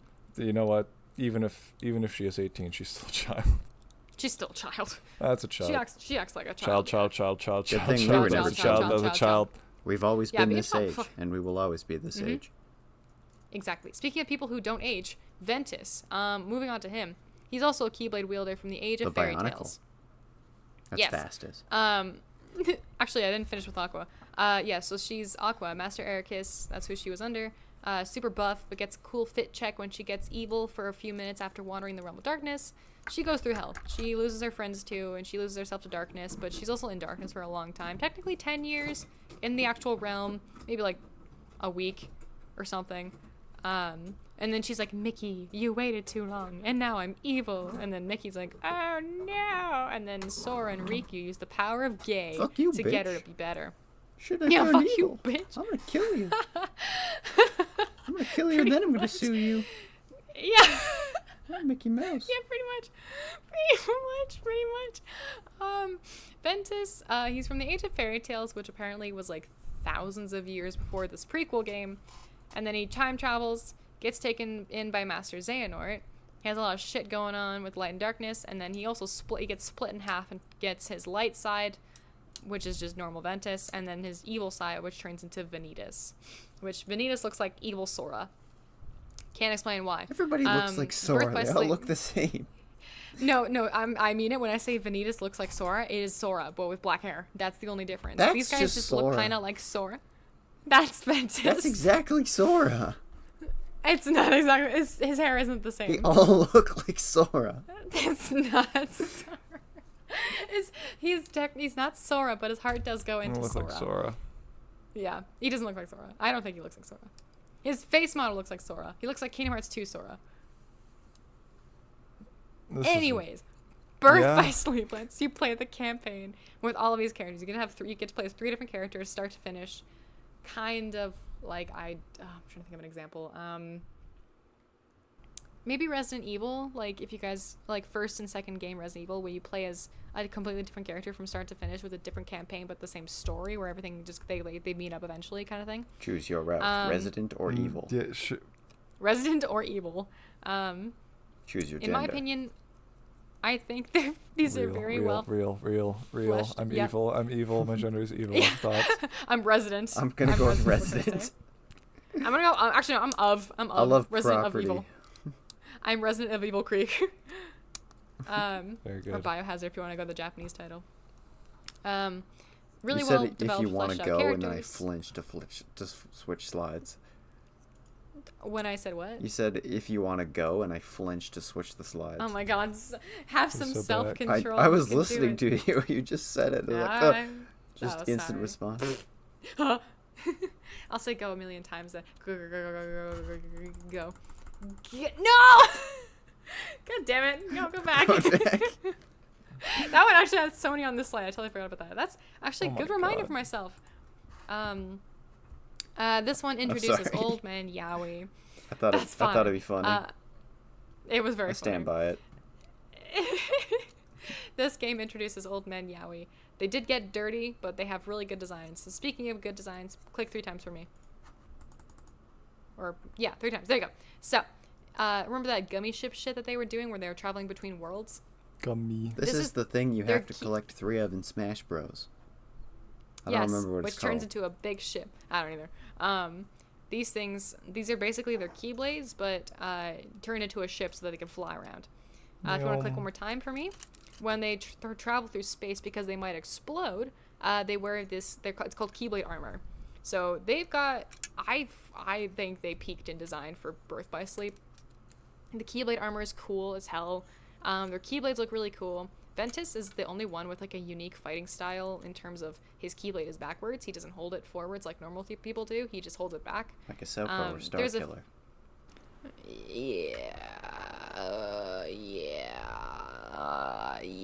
Okay. So other than him, Roxas wields 2 Keyblades, and basically just the blonde bitches have they're special. They can wield it a different way. If you want to click 2 times for me. 2. But that was 2. Oh, well, there you go. Click, yeah, there you go. So these are their Keyblades. One on the very right there that showed up. That is, or I guess these turned into Keyblade gliders is what they were called, but Aqua's, hers is called Rainfell. That one's called Rainfell, and then her upgraded Keyblade, which is a cooler version looking of that one, is called Stormfall. The one in the middle there is Terra's Keyblade, which actually I have that Keyblade as a keychain on my keys for my car. That was a lot of K words. Earthshaker, and then the ones that is an upgraded version of that is called Ends of the Earth. And then Ventus is there. That one's called the Wayward Wind, and then his upgraded version, it doesn't look anything like his actual Keyblade. Don't know why. I think it's because he's from the Age of Fairy Tales, maybe. It's called Lost Memory, but I think it's partially because of that, maybe, but also because he's separated from his like darkness persona or whatever, his evil sona, his emo side. That would be it for this slide, but again, this one's also one of my favorite games. Something about trios, you know, Sora, Riku, and Kairi are technically a trio, but these are like good trios, really well developed trios. You can go to the next slide. We got the Twilight Trio. These characters are not that important. We're not going to look into them very much, but these guys are just NPC characters that somehow get into Kingdom Hearts 3 as like important characters, which is neat. They are introduced into Kingdom Hearts 2 and 358/2 days. They are residents of Twilight Town. They are not from Final Fantasy. These are Final Fantasy looking characters, but they're not actually from Final Fantasy. Whereas a lot of characters from the Kingdom Hearts worlds are typically like Final Fantasy characters. Cloud Strife's in it. Sephiroth is in it. Leon. Oh shit! I forgot the other characters that is in this game. There's other characters in Twilight Town that are actually from Final Fantasy as well, but far as I know, Hayner, Pence, and Olette are not. Hayner is the asshole character with the blonde, weird, curly hair. Hot-headed asshole. Pence, he's the conspiracy theorist computer engineer character. He is a smart boy. He's got the weird bandana and the fluffy little hair. And the cool popsicle. Guy. The popsicle. Woo. Kind of a comedic relief character, but I like him. He's cool. And then Olette. She is female character number 4 or something. I don't know. I think she's probably like number 4. That one's probably. Just Sora again. Yes. She kind of does look like Sora. You can't keep getting away with it. It's Dude, Sora if everyone's you. not Sora. Yeah. If no one's Sora, then they're not playing Kingdom Hearts game. That's right. He puts his little Sora juice into everybody. They're not very Sora all over the place. He did. He soared all over the place. He soared all over the walls. Soaring he soared all over the floor. Soared in your mom. It was crazy. That's how more Soras are made. They help out Roxas and Sora come back to life. Mostly Roxas, because Roxas was put into a computer at the beginning of Kingdom Hearts 2 to live a simulated life with these 3 characters. In real life, these 3 characters don't know who Roxas is, even though they have met him. And then Sora comes out. He's like, hey, how's it going? And he's like, I don't know who Roxas is. And they're like, we don't either. He's like, cool. And then Kingdom Hearts 3, Sora's like, wait, Roxas is inside of me. He has a life. He has friends. You're his friend. He's I'm what? like, we don't know. Roxas is inside of me. You're his friends. Roxas is inside of me. Roxas is inside of me. Child. Yeah. No, Roxas is inside of Sora's heart. Roxas's heart, which technically shouldn't have a heart, is inside of Sora. These characters, you know they're important because they have new outfits in Kingdom Hearts 3, because they're kind of important, I guess. My favorite mission, one of my favorite missions, from 358/2 days, is where we do a horrible job at staying hidden, because that's the point of part of the game, is you're not supposed to be seen, is when Roxas sucks at that and meets them, and then he becomes friends because he's a lonely little ass. Roxas becomes friends with them as well in Data Twilight Town, the beginning of Kingdom Hearts 2, like I said, before he gets forced to merge with Sora, and then the trio has no memories of him. Like I said, even though he did technically meet them in 358, but I guess since he was a nobody and it was very brief, probably didn't really see him very often. Pence met Roxas and Axel on a mission before to help try and find Xion, because Xion she didn't return home for a few days or something. And they're like, where is she? She's been on a mission for 3 days. These are just day missions. And Sax is like, I don't know. And then they go find her, and she's like, I can't sound the Keyblade. And they're like, okay. And Pence is like, I'm here too. Let's talk about the 7 wonders of Twilight Town. Yeah, good times. You can... What? Yeah. Okay, click once. Click once. What are you doing? This is when Roxas meets Hayner in the game. They're playing this game called Struggle Ball. This is one of my favorite missions, like I said. You can click on down at the time. This is one of the covers from the manga. I believe this is Kingdom Hearts 2 manga when they're actually friends, which is really, really cute. Makes me super sad all the time. And yeah, it's good. You can go to the next slide. Moving on to Maleficent and Pete. She's trying to be a bad guy. They're somehow kind of the biggest baddies. Maleficent gets mostly like gaslit into thinking she's a baddie by collecting the Princesses of Heart, which helps Xehanort get these bad... She's a baddie, alright, girl. Yeah, it's like... Okay. You turn into a dragon. You see, that shit was sick as hell. She is She was awesome. It worked on Donkey. She's actually, weirdly enough, really tied to the Union games called Union Cross. That's the prequel, The Land of Fairy Tales, or The Age of Fairy Tales. Xehanort recruits her, like in college sports team, to get Terra, the white dude in the bottom photo there, the guy from the second slide before this one, to go kidnap a bunch of Princesses' hearts. And he gets all evil and shit. He gets super evil and shit. Pete's also there. He does his own thing for a little bit. He gets server banned by Minnie. Because he pretends to be like a hero or like a villain or something, and then Queen Minnie's like, you're ruining this town, I'm kicking you out. And then he's like, no, okay. And then he just does a bunch of weird bad shit. He gets also like lots of chains and whips and belts and leather and whatever and zippers. And you just went to such a high frequency that you cut out. I know, I saw that. I didn't say much, don't worry. I don't know if that didn't go through his recording, I'm sure, but dear listeners, yeah, we don't know what Ray just said. If Maleficent gets him to do some of her dirty work, because she's like, you look malleable as a human. Come do my bad stuff. They're considered to be main antagonists though, but they're pretty secondary in my opinion. But they do some pretty heavy stuff. They have like an ending sort of scene-ish thing in the third Kingdom Hearts game. But even that's not all about them. There's more stuff tied to them. But other than that, they're just kind of like secondary being main bad guys. They're more main bad guys in the first game, then just kind of hang around and continue to do bad stuff after, but not as important as like Xehanort or whatever. But yeah, you can move on to the next guy. Now we got Ansem, Xehanort number 1.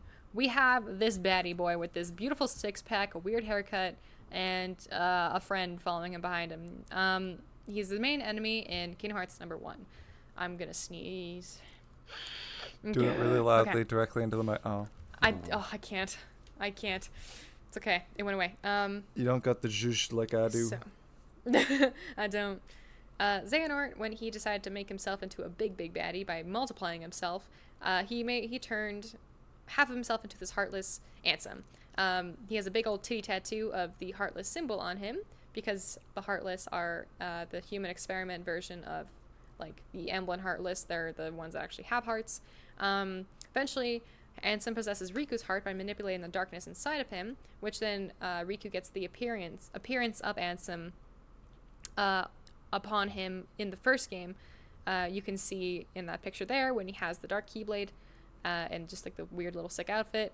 And then after that happens, his weird little essence of him wanders around in this weird brown robe, bodiless dude thing for a while, which causes more problems. Weirdly enough, despite not having a body, he still makes trouble.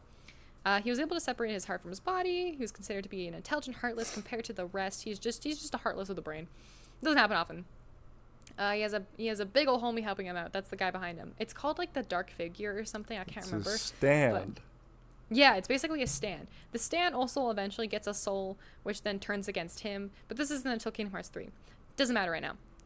Riku takes on the appearance of Ansem, not the Riku there with the weird purple outfit, but the Ansem on the right there, but with the black cloak. Because he still has a bit of Ansem remaining inside of his heart. So Riku has to wear blindfold to contain his identity and also not let the darkness take over him. Or else he'll just look infinitely hotter than he already does, which would already kill so many people. But he's able to use the Dark Figure with like for him. But when he's trying to help Sora get his memories back and whatever, and like stop Kingdom Hearts or whatever, this is when he has this appearance of Ansem, but also is normal Riku with blindfold.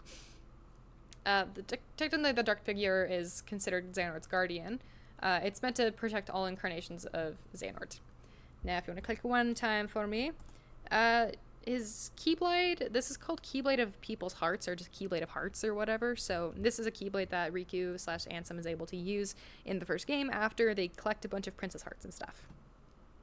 I think that's all for this slide. You can go to the next one if there's no other pictures. Oh yeah, this is Riku with his blindfold when he's consumed by Ansem, so he can't just see things normally. He takes it off when he needs to use Ansem for his whatever he needs for, which most of the time doesn't happen very often, but he does it to defeat Roxas because Roxas is too strong. You can go to the next, click again for me. This is when he is using Ansem to kill Roxas, or at least make him go bye-bye, make him go sleep, because Roxas was oh my god, I wish. Dude, I wish. Ugh. I was a Riku Roxas shipper. I don't know no, not Ansem, Riku. Riku is the same age as Sora, so Riku's probably like, if anything, children? Maybe a year above them. Yeah, Riku's probably like 50, not in a sexual way, in like a that's cute kind of way. I don't sexualize children. Riku and Roxas. That's a hot take there, Ray. What? Good to know. Good to what? Have Don't that sexualize. on, Don't sexualize children. There. Not a lot of people might agree with me, but mostly Minecraft YouTubers or old YouTubers, but they're probably close to like, I want to say maybe 15 or something by this point. Like Riku, despite looking a little more adult-ish than Sora, is not an adult. He's still like a teenager. These are kids. These kids are going through hell. They're going through war. Like, my biggest problem as a teenager... Finish that actually, sentence. it's not as...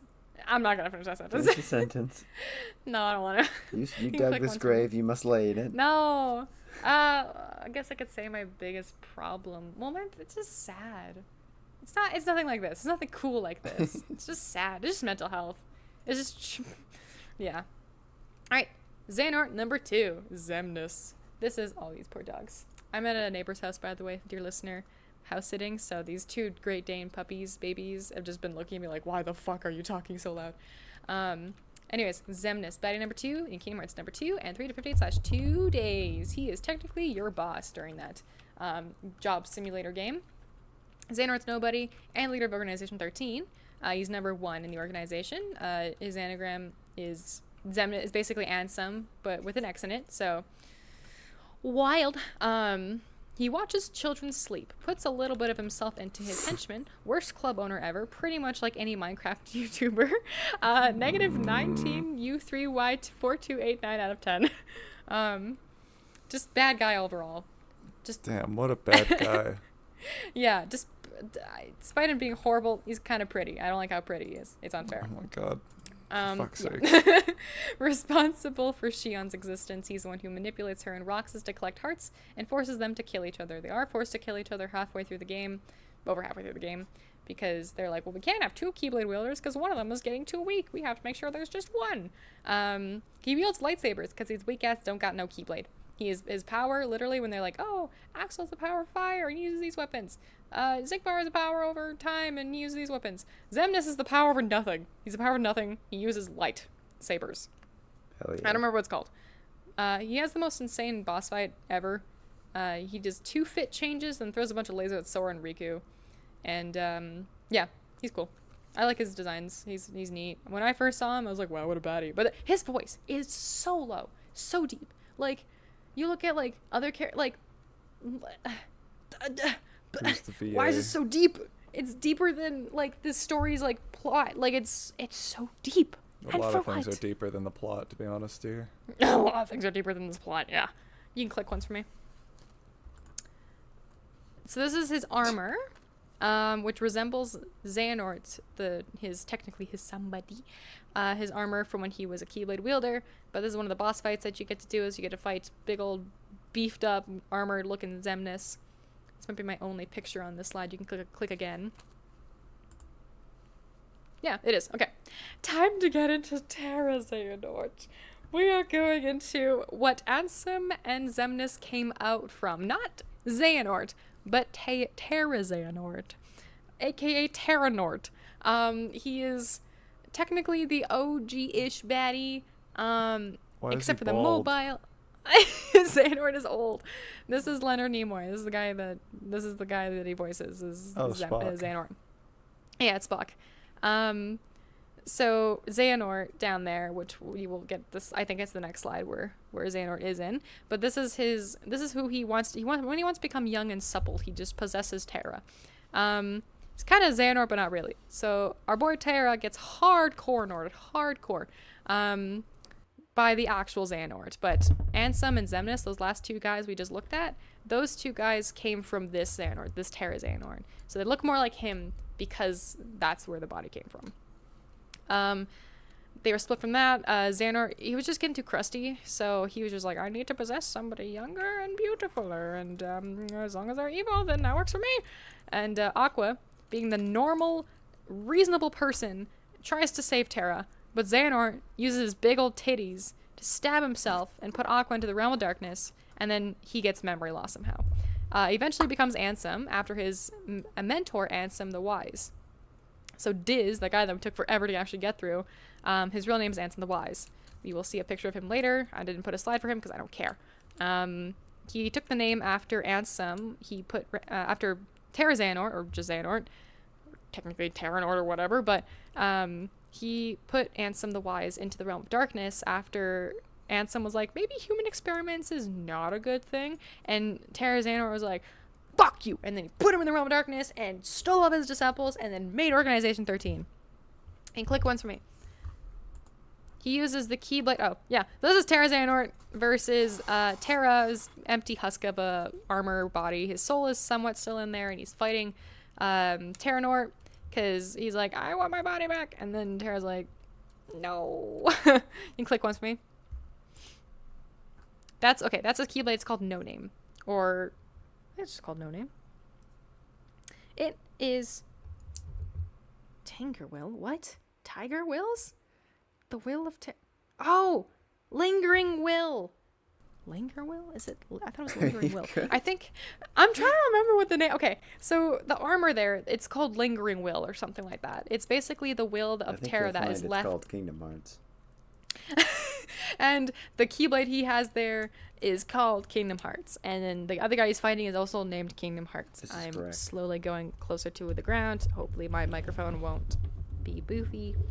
I'm just going to sit like this for the rest of the recording because my butt hurts. Okay.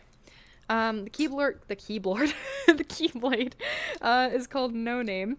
This is Xehanort's Keyblade, which he just is able to use later on when he possesses Terra.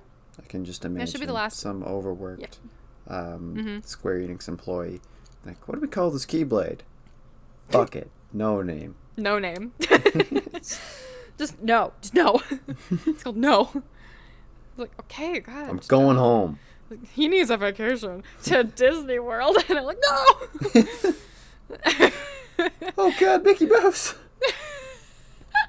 It's Mickey Mouse with a keyblade in his like hotel room, and he's like, "You can't escape us." You can go to the next try slide. and shoot Mickey Mouse like he's JFK. Yeah. He's in like the car in the Disney parade. He's in the parade. No. Oh no. Oh. Yeah. You go next slide. Actual Xehanort. We did it, guys. We got here. We got to the old bald man that started it all. Oh, it took us 4 hours. It took us 4 hours. The biggest baddie. Specifically in Kingdom Hearts Birth by Sleep, Dream Distance, number 3. And then I said, hold on a sec, because I was like, oh my god, multiples of 3. If 3. And then I realized that no, it's Birth by Sleep, not BBB. It's not Birth by Beep. It's Birth by Sleep. It's Birth by Beep. Bing, bang, bong. He's just this old asshole who is like obsessed with kids and making them all evil and stuff. I'm not necessarily just children, but for some reason he just keeps picking on kids, and then they're all just like, oh, my life is over, and he's like, fucking suck it up. He's also a little gay. He's got a little Padawan crush on his Padawan buddy, the guy that Mark Hamill plays in these games, Master Ericus. This guy? Who's the yeah, that's him. The guy with the white cloak and the cool looking hair. That is Mark Hamill. He pulled an Avengers 4 and tried to time. He's also been in Batman series. Oh yeah, he is. Nope, never been in anything famous. It was an unknown. No, nothing more famous than like an animated Joker. Mm-hmm. That's about it. Or an animated. Pretty good Joker. Yeah, it was pretty good, but I think that's a hot take. Yeah, kind of actor. I think most people prefer like, I don't know, Heath Ledger, but I couldn't think of any animated voices. Did he do an animated Joker? Yeah, he did the animated Joker. In like Heath Ledger did the animated Joker? Oh no, okay, never mind. Mark Hamill. No. Yeah, okay, that's I knew that. No. I couldn't think of any animated voices. We moved on to Xehanort. Xehanort. So, he pulled an Avengers 4 and pulled time travel out of his ass. And instead of just to grab some stones, he just stole different versions of himself and brought them to the future. Babe, what if I stole other versions of myself and brought them to the future? Yeah, what would you do then? What would you do if you saw 4 of me right now? He actually used his heartless, the bodiless heartless of himself to time travel to him as a teenager, to get his teenager self to time travel, get the rest of his versions of himself, including ones that were either the heartless, nobody, possessed version, and I think that's probably... Oh, and anyone that he possessed as well. That was just a string which of is words. Not just... Yeah. So that included like 7 people. He turns into a goat, also known as Persona, which I think I do have a picture on here. He's pretty much got mad Anakin syndrome, but I think it's like less of being gaslit and just gets gaslit by literally himself. He before he realizes that he's been manipulated by himself before he even got to like 20 years old. And then also voiced by Leonard Nimoy, which we've already talked about. Oh yeah, Galvatron. Yeah. Sensual he also Prime. wants Kingdom Hearts, which Sensual Prime, Mr. No, Fuck Machine. Fuckotron. Fuckotron. Bringing back the joke from the last one. He also wants Kingdom Hearts, which I should probably mention. Yeah. In his eagerness, he lost sight of the correct way to achieve his goal, which is cloning himself. He's just a piece of gum in your hair, whether it be on your head, your toes, your ass crack, or just, your shoes or something like that. I don't know. He just sucks. I hate it. You can click once. This is the diagram of Nort. When the way his Nortation process happened to get to the Nobody Heartless, he takes over Terra's body, as we've discussed, turns it into Terra Xehanort, and then turns his Nobody and his Heartless into Xemnas and Ansem. This is just a visual representation. If me explaining it horribly didn't work beforehand, now you got a picture. You click one more time for me. This is his life cycle. So we've got Xehanort as a newborn, Xehanort as a child, Xehanort in his early teens before leaving Destiny Islands, which is where he was when he was a newborn. He was born in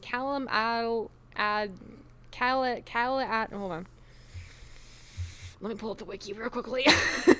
Ethan, you speak Latin sometimes. You gotta know. Yeah. You gotta know. Wait, what? I'm pretty sure you it's did Latin. one class on Latin. What does that say? I did two classes on Latin. Oh, then you definitely know what it says. Yeah. No idea what it says. Something to something. I actually did only think you did one. I'm sorry. I apologize. Sorry to doubt you. Scala ad Calum.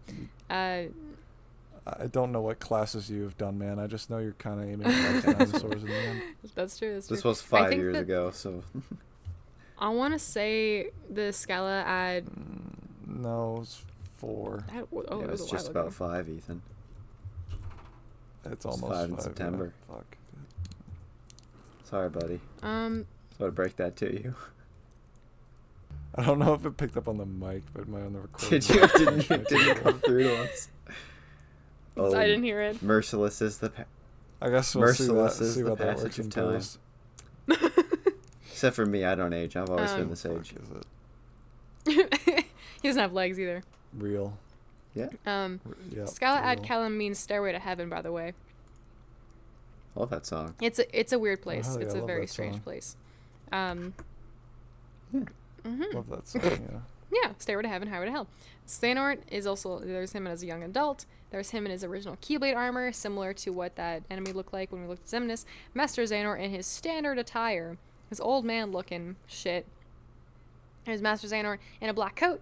And there's Master Xehanort's second Keyblade armor where he looks like a goat. You can click again for me. His Keyblade, again, no name, same thing. You click one more time for me. It's more of an axe. He also... Sorry. the no Keyblade and then the Keyblade. The no name Keyblade and Keyblade. This is the one with the Greek letter key, or chi, in the name. So it's the all powerful Keyblade that can unlock. Technically, yeah, that's the one that'll unlock Kingdom Hearts. So it's Kingdom Hearts Keyblade. Yes. Look, there's actually a blade on that Keyblade. That's crazy. Sure is. It's a fucking sword that can kill a lot of people. You can click once. I think that should be. Yeah. So this is his goat armor. I thought that he just turned into a goat when I. Yeah. When I fought this boss, I thought that he just turned into a goat. But the red part that's below the head, that's actually where his face is. I just couldn't see it, and it's I just think a goat hat. Yeah, there's like a white bit kind of near the bottom. That's where his beard is. It's weird. It's weird fighting an old man in a goat armor. It's like canonically he is supposed to be in his 80s when he's old. So I'm like, how the fuck can you move like that? My grandpa cannot move when he was in his 80s. This is grandpa behavior. This is stubborn, horrible, terror. I don't know, just bad, bad guy. You can click. Click one more time. Okay, yeah. So Xehanort, there's more Xehanort we'll talk about, hopefully rapid firely, but we're just gonna move on from that for now. This is the organization that he created, Organization 13. A lot of these characters he was working with when he was Ansem, or before he turned into Ansem, when he was working under Ansem the Wise.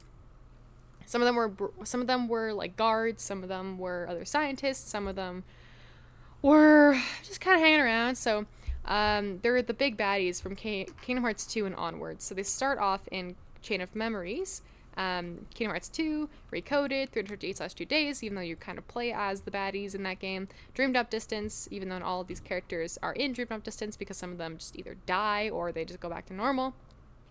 And number 3, and then probably some other ones. But these are just the main baddies. Anything but number 1 and then Birth by Sleep, I'm pretty sure. So just number 1 and then the prequel. We got number 1, Xemnas, who is the big baddie with the white hair in the middle there. I like the little orchestra picture. That was really cute. That's from this is the manga artist that drew that. The manga. I fucking love the manga. I love the manga. The manga for this game, so good. It's so good. Like the art, that's so cute. They give them such good personality and man, they have showers. They actually eat and change and shower like a normal human being. We're not just like, oh, just walls and I have a bed that I don't go under the covers for. It's really weird. It's like you're gonna make me play a life simulator and then not give me a kitchen to work in. Like, what the fuck do you mean? They gave us a kitchen in Kingdom Hearts 3, which is great, but not when you're doing a 9-to-5 job collecting hearts and killing people. Like, what do you mean? So number 1, Xemnas. Number 2, I think you're focusing on the wrong thing in these games. I want Life Simulator in my fantasy game. Shut up. I think you should play a different game, Ray. I love this game though. I want this game to have that. They're gonna make me play they're gonna force me to work a job in a game. Then they better give me time off, paid vacation, kitchen, Let shower, me pay my taxes different clothes. In this game. Let me pay my taxes. Give me a car. I'm 13, but give me a car. Why can't I make Mickey Mouse go on his commute? Beep beep. Boo. Okay. Zigbar. Number 2. Also known as Breg. That's a somebody. I guess I should probably say the weapons because I'm gonna do that too. Where is it? Nope, this is the wrong side. Number 1. Xemnas uses. They're called ethereal blades. Which they're called. Interior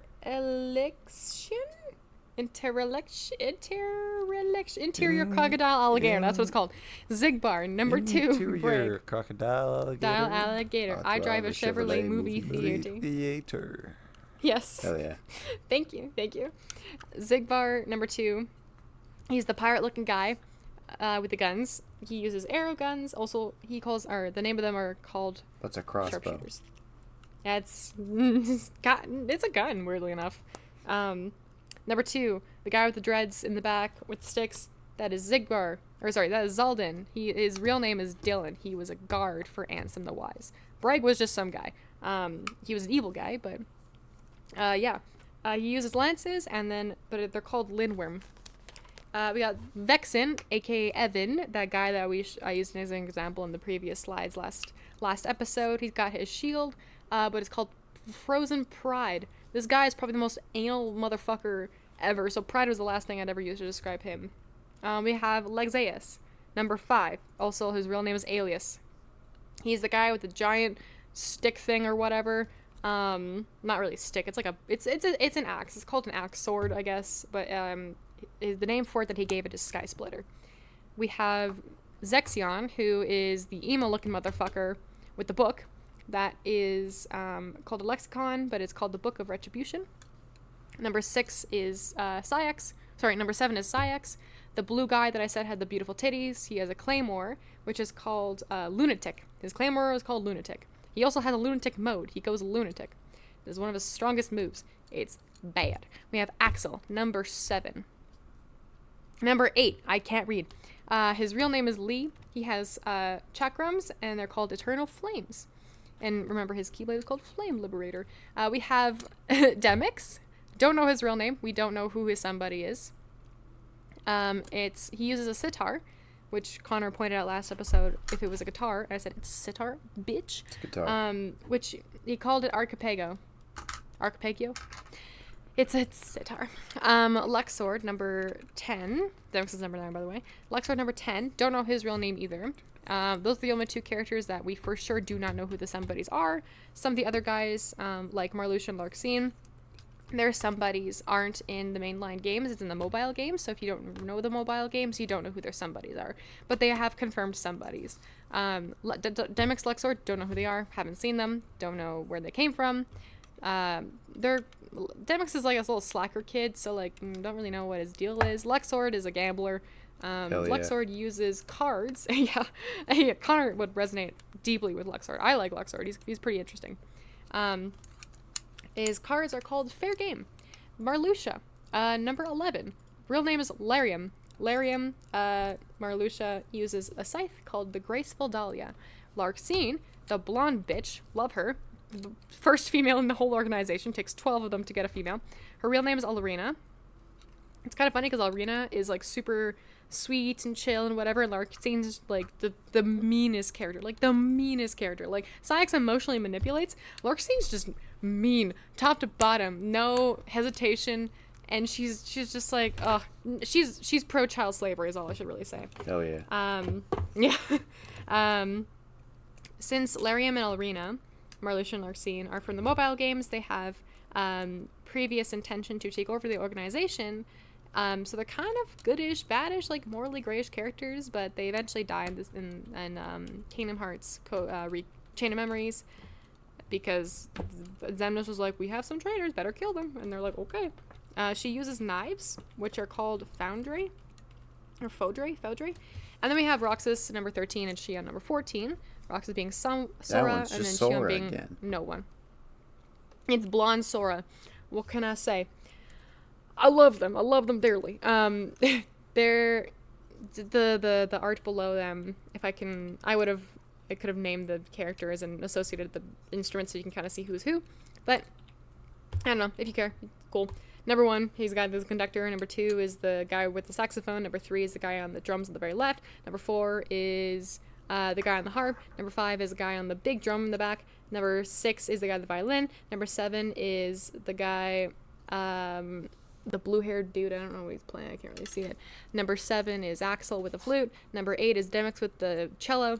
Number 9 is... Who's number 9? Sorry, Demix is number 9. Luxord is the one playing the trumpet. I think it's trombone. No, it's a trumpet. I think you'll find that's number a piano. 10. Number 11 is the guy with the trombone. I don't know what the hell Larxene is using either. Number 12 is the only other girl. Number 13 and 14 are playing the xylophone, aka the drums, the musical drums, the loud drums. The xylophones are not. Okay. It's a percussion, isn't it? That doesn't make it a drum. That doesn't make it a drum. A piano's a percussion. Does that make it a drum?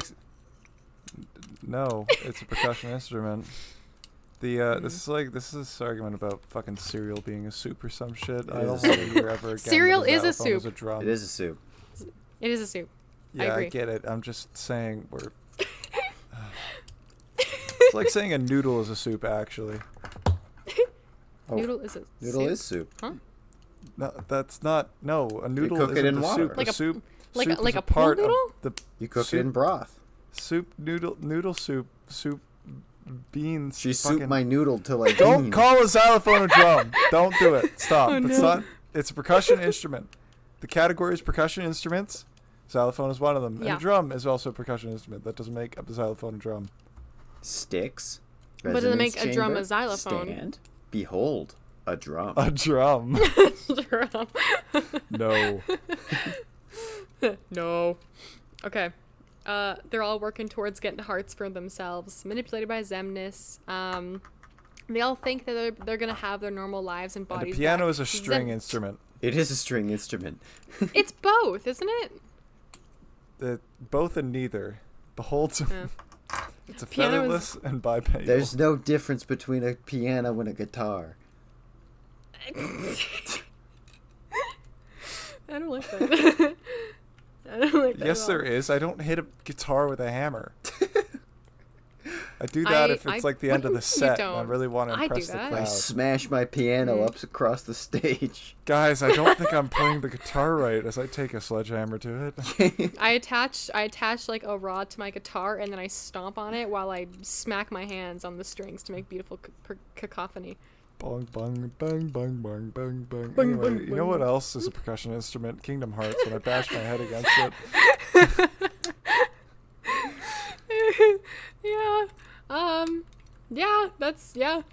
Other than Grandpa's those two characters I mentioned. Bedtime. Yeah, Grandpa's. Cheapa's gotta go to bed soon. There's a few traders here and there, but Con, you can click once. This might catch your attention. This is just the weapons that they use. I just like them, that they're pretty. If you want to click one more time for me, they're apparently, I didn't know this, apparently you can play joke weapons. These are just some arts that some people made. You can play joke weapons in Kingdom Hearts 358/2 days. I never found them. I don't know how people did it, but this is the only kind of like something like this that's in Kingdom Hearts. I like the squeaky hammer. Yeah, it's really cute. I think Zeus has also squeaky hammer and something else. Xemnas has a fan. Xigbar has a hairdryer. Zeldin has brooms. Vexen has a pot lid. I think he has something else too. Zeus has the squeaky hammer. Zexion has a sandwich. Syx has a big banana. I think he also has something else too. Axel has pizza. Demix has a tennis racket. Luxord has discs. Marluxia has a big ladle. Larxene has dragonflies, and then Roxas and Xion have umbrellas. It's really cute. I think Goofy and Donald, Sora, and Riku also have joke weapons, but this is just the organization. That you can play this is the only game where you can play not just the main character, but any of the baddies and also some characters in a game like characters that aren't even in this game. You can play as Sora, Donald, and Goofy. I almost said Riku. When they're in their sleep stasis in this game. You can also play as Riku, and then I think that's it. I was honestly ready for you to say Ryu, and I'm like, this is not a Street Ryu. Fighter You can thing. play I've been paying enough Ryu. attention to that. You can play Ken. Yeah. Nah, but it's a wild other Street game. Fighter characters, I swear. I just know those two. I remember the girl with the twin are they going buns to add and then the Scorpion? blue outfit. Oh, that's Yeah, that's another Street Fighter character, Scorpion. totally. When are they going as to well add as Johnny Cage. Sub-Zero? Hell yeah. Johnny When are they Cage going to and, add Master Melina Hand? and Homelander. Homelander.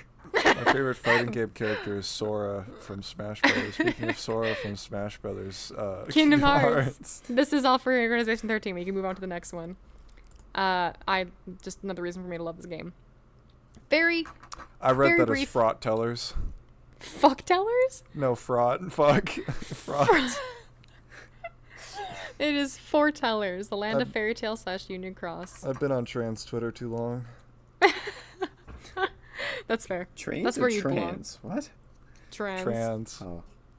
Did we Connor- tell Connor what frauding is? Oh, I heard frog. Like, as in the animal. I have no idea what you're talking about. I thought he said fuck at first. Fuck tellers. I'm like, yeah. That Same works. thing.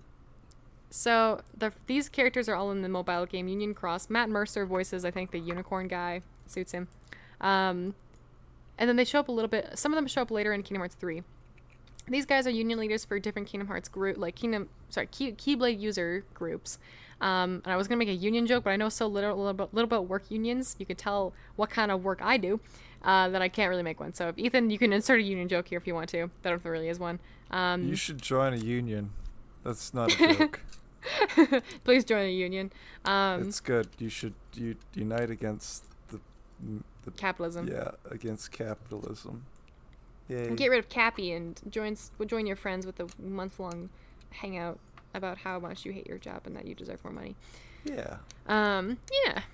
So the foretellers, we got the snake. Which one's the snake? I think it's the blue one on the very left. That's Envy. That's of Angus Union, the snake. Foreteller Gula of the Leopard Union, or Leopardus Union, the yellow guy. The unicorn one, that is Foreteller Ira of the Unicornus Union. The bear guy, that is the Foreteller Ace of Ursus Union. And then Ava, the girl with the pink hood, that she is the Foreteller of the Vulpus Union. And then she also later on takes over the Dandelions, which is basically like the real Union or whatever. These are the Keyblade wielders that survived the Keyblade War because they didn't go. And also they're in a digital world as well. The mobile game prequel characters, there are some characters that we've looked at that were from these games, despite this being like thousands of years before any of the Kingdom Hearts games that we were looking at before. Ventus, the one that Connor thinks that looks like Sora, that isn't Sora, nor is Roxas. It's Sora. Marluxia, Larxene. Sora, like, what, 5 or 6 or something? Number 3. Maybe technically number -1, if I want to really go, like, timeline-wise. Oh my god. Yeah. These fucking games. Fucking games. Fuck's sakes. Man. Number something He was normally. born... He's Sora. Jesus. If he's like Sora, he was born Show me before the birth Sora. by sleep That's on a why number line. You don't want to know. I'm still learning about the mobile game, so we're not gonna look at this. I don't even know if I'll ever games look aren't at it. real. As a PowerPoint. Fuck off. They're. Guys, don't These uninstall real Flappy Bird. You can't get it back. Shut up. I haven't been able to open my iPod that has Flappy Bird. I haven't. Sorry. Fuck off. It's just, that was real. I'm sorry. It's okay. That felt very real. Connor woke in something. I didn't expect that visceral reaction. Fuck off. Yeah, like I said. Anyway, you know what characters else from you should previous games. uninstall is Kingdom Hearts. Kingdom Hearts. You know what? I think this is the last. This is the last character slide. I'm pretty sure. I don't think there's anything left on this slide. If you want to click for once for me, Connor. Okay, I Nope. lied. These are characters. Behold, Sora. Sora. That There's one's two Sora. Soras, and then 5 Yeah. of those Oh, female so characters. they all but have finally the gave same her- face. These are all the Yep. exact It's same anime. face That's how it models. works. Yeah. They Okay. didn't From even left try. left to right, Doesn't the bottom right have the masks from Deathloop? They're just people at the party. Yeah. You thought the names sucked. Get ready for these names, bitch. Very left to right, we have Strelitzia, we have Larium, we have Ventus, we have Ephemer, we have Skuld, we have Brain, and then we have Ulrina. Brain is so fucking lazy. Brain is Are they the nerd? Supposed to be he's like the coolest, I think. I think it'd be funnier if Brain was a colossal himbo who knew nothing. That would like he a tech is. Nerd. That'd be good, I think actually. he is a tech nerd, but he sacrifices himself to keep everybody else alive. You call dies three first, characters Brain, Brawn, and Beauty, and you switch Brain, around Brawn, each and of them. Beauty. Oh yeah. He's the beauty. He's very dumb. I call my two guns, my two fists, Brains and Beauty. Brains and Beauty. What do you call your brain? Brawn. Balls. but like B-R-A-U-N. B-R-A-U. Brawn. Okay. As opposed to Brawn. You know, it's Brawn. That's fair. It's just like a real last name for the brain. Brawn the he has no idea Transformer. there's a connection. I told my mom I told my mom the fact of the brain named itself, and she could not understand what I was talking about. I was like, the brain named itself. The brain. I'm glad you're so much smarter than your mother, at least for advancing. Don't say that. My mom is smart. She's just not. Yeah. These are the characters of the Dandelions, by the way. This is a pro-raised mom podcast. This is a pro-raised mom podcast. My mom is cool as fuck, man. Love you, Mom. We love All right. moms. We love moms. Cool. Mars needs them. Mars needs moms. That was a good movie. Yeah. Dude, I love Robert Zemeckis. Second Beowulf reference in this whole podcast. Episode. I think this is all for the Land of Fairy Tales, or the Age of Fairy Tales. Yeah, there's been a couple more than 2 in the whole podcast, I think. But next slide. Yes, please. Please. Connor. Connor. It's going. There we go. Okay. Very So last segment. This is the last section. Oh, right. I forgot I did that really slow. This is the section I had to re-look. This is the section it took me 10 minutes to look through because I forgot what I put because I needed to know the order so that I could not rapid fire super fast, but rapid fire so I know what I'm talking about. That bald man that you put in the comic looks like an evil clone from the animated series. It kind of does. Like if you squint, it looks like an evil Rex doing he's like mogging the camera. Do what you can, but you will never unfuck the Thanksgiving turkey. I'm sorry. Can you? I expected some relatable thing from you. It's like, yeah, you know what? It kind of does look like a clone, but no, you have to be like this. Is this something you've done before? Is this why you're not allowed in the kitchen?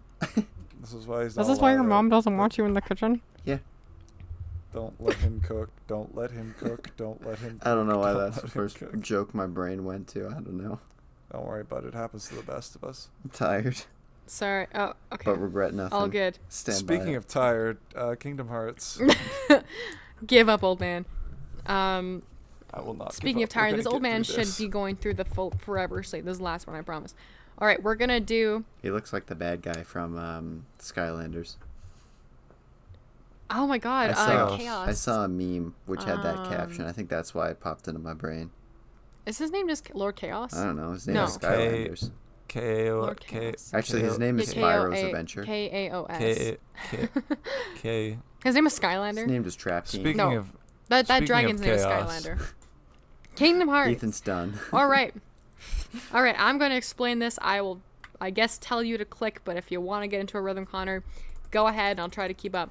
No, not this fast, you bitch! Stop it! Mash. Get into God the rhythm. damn it.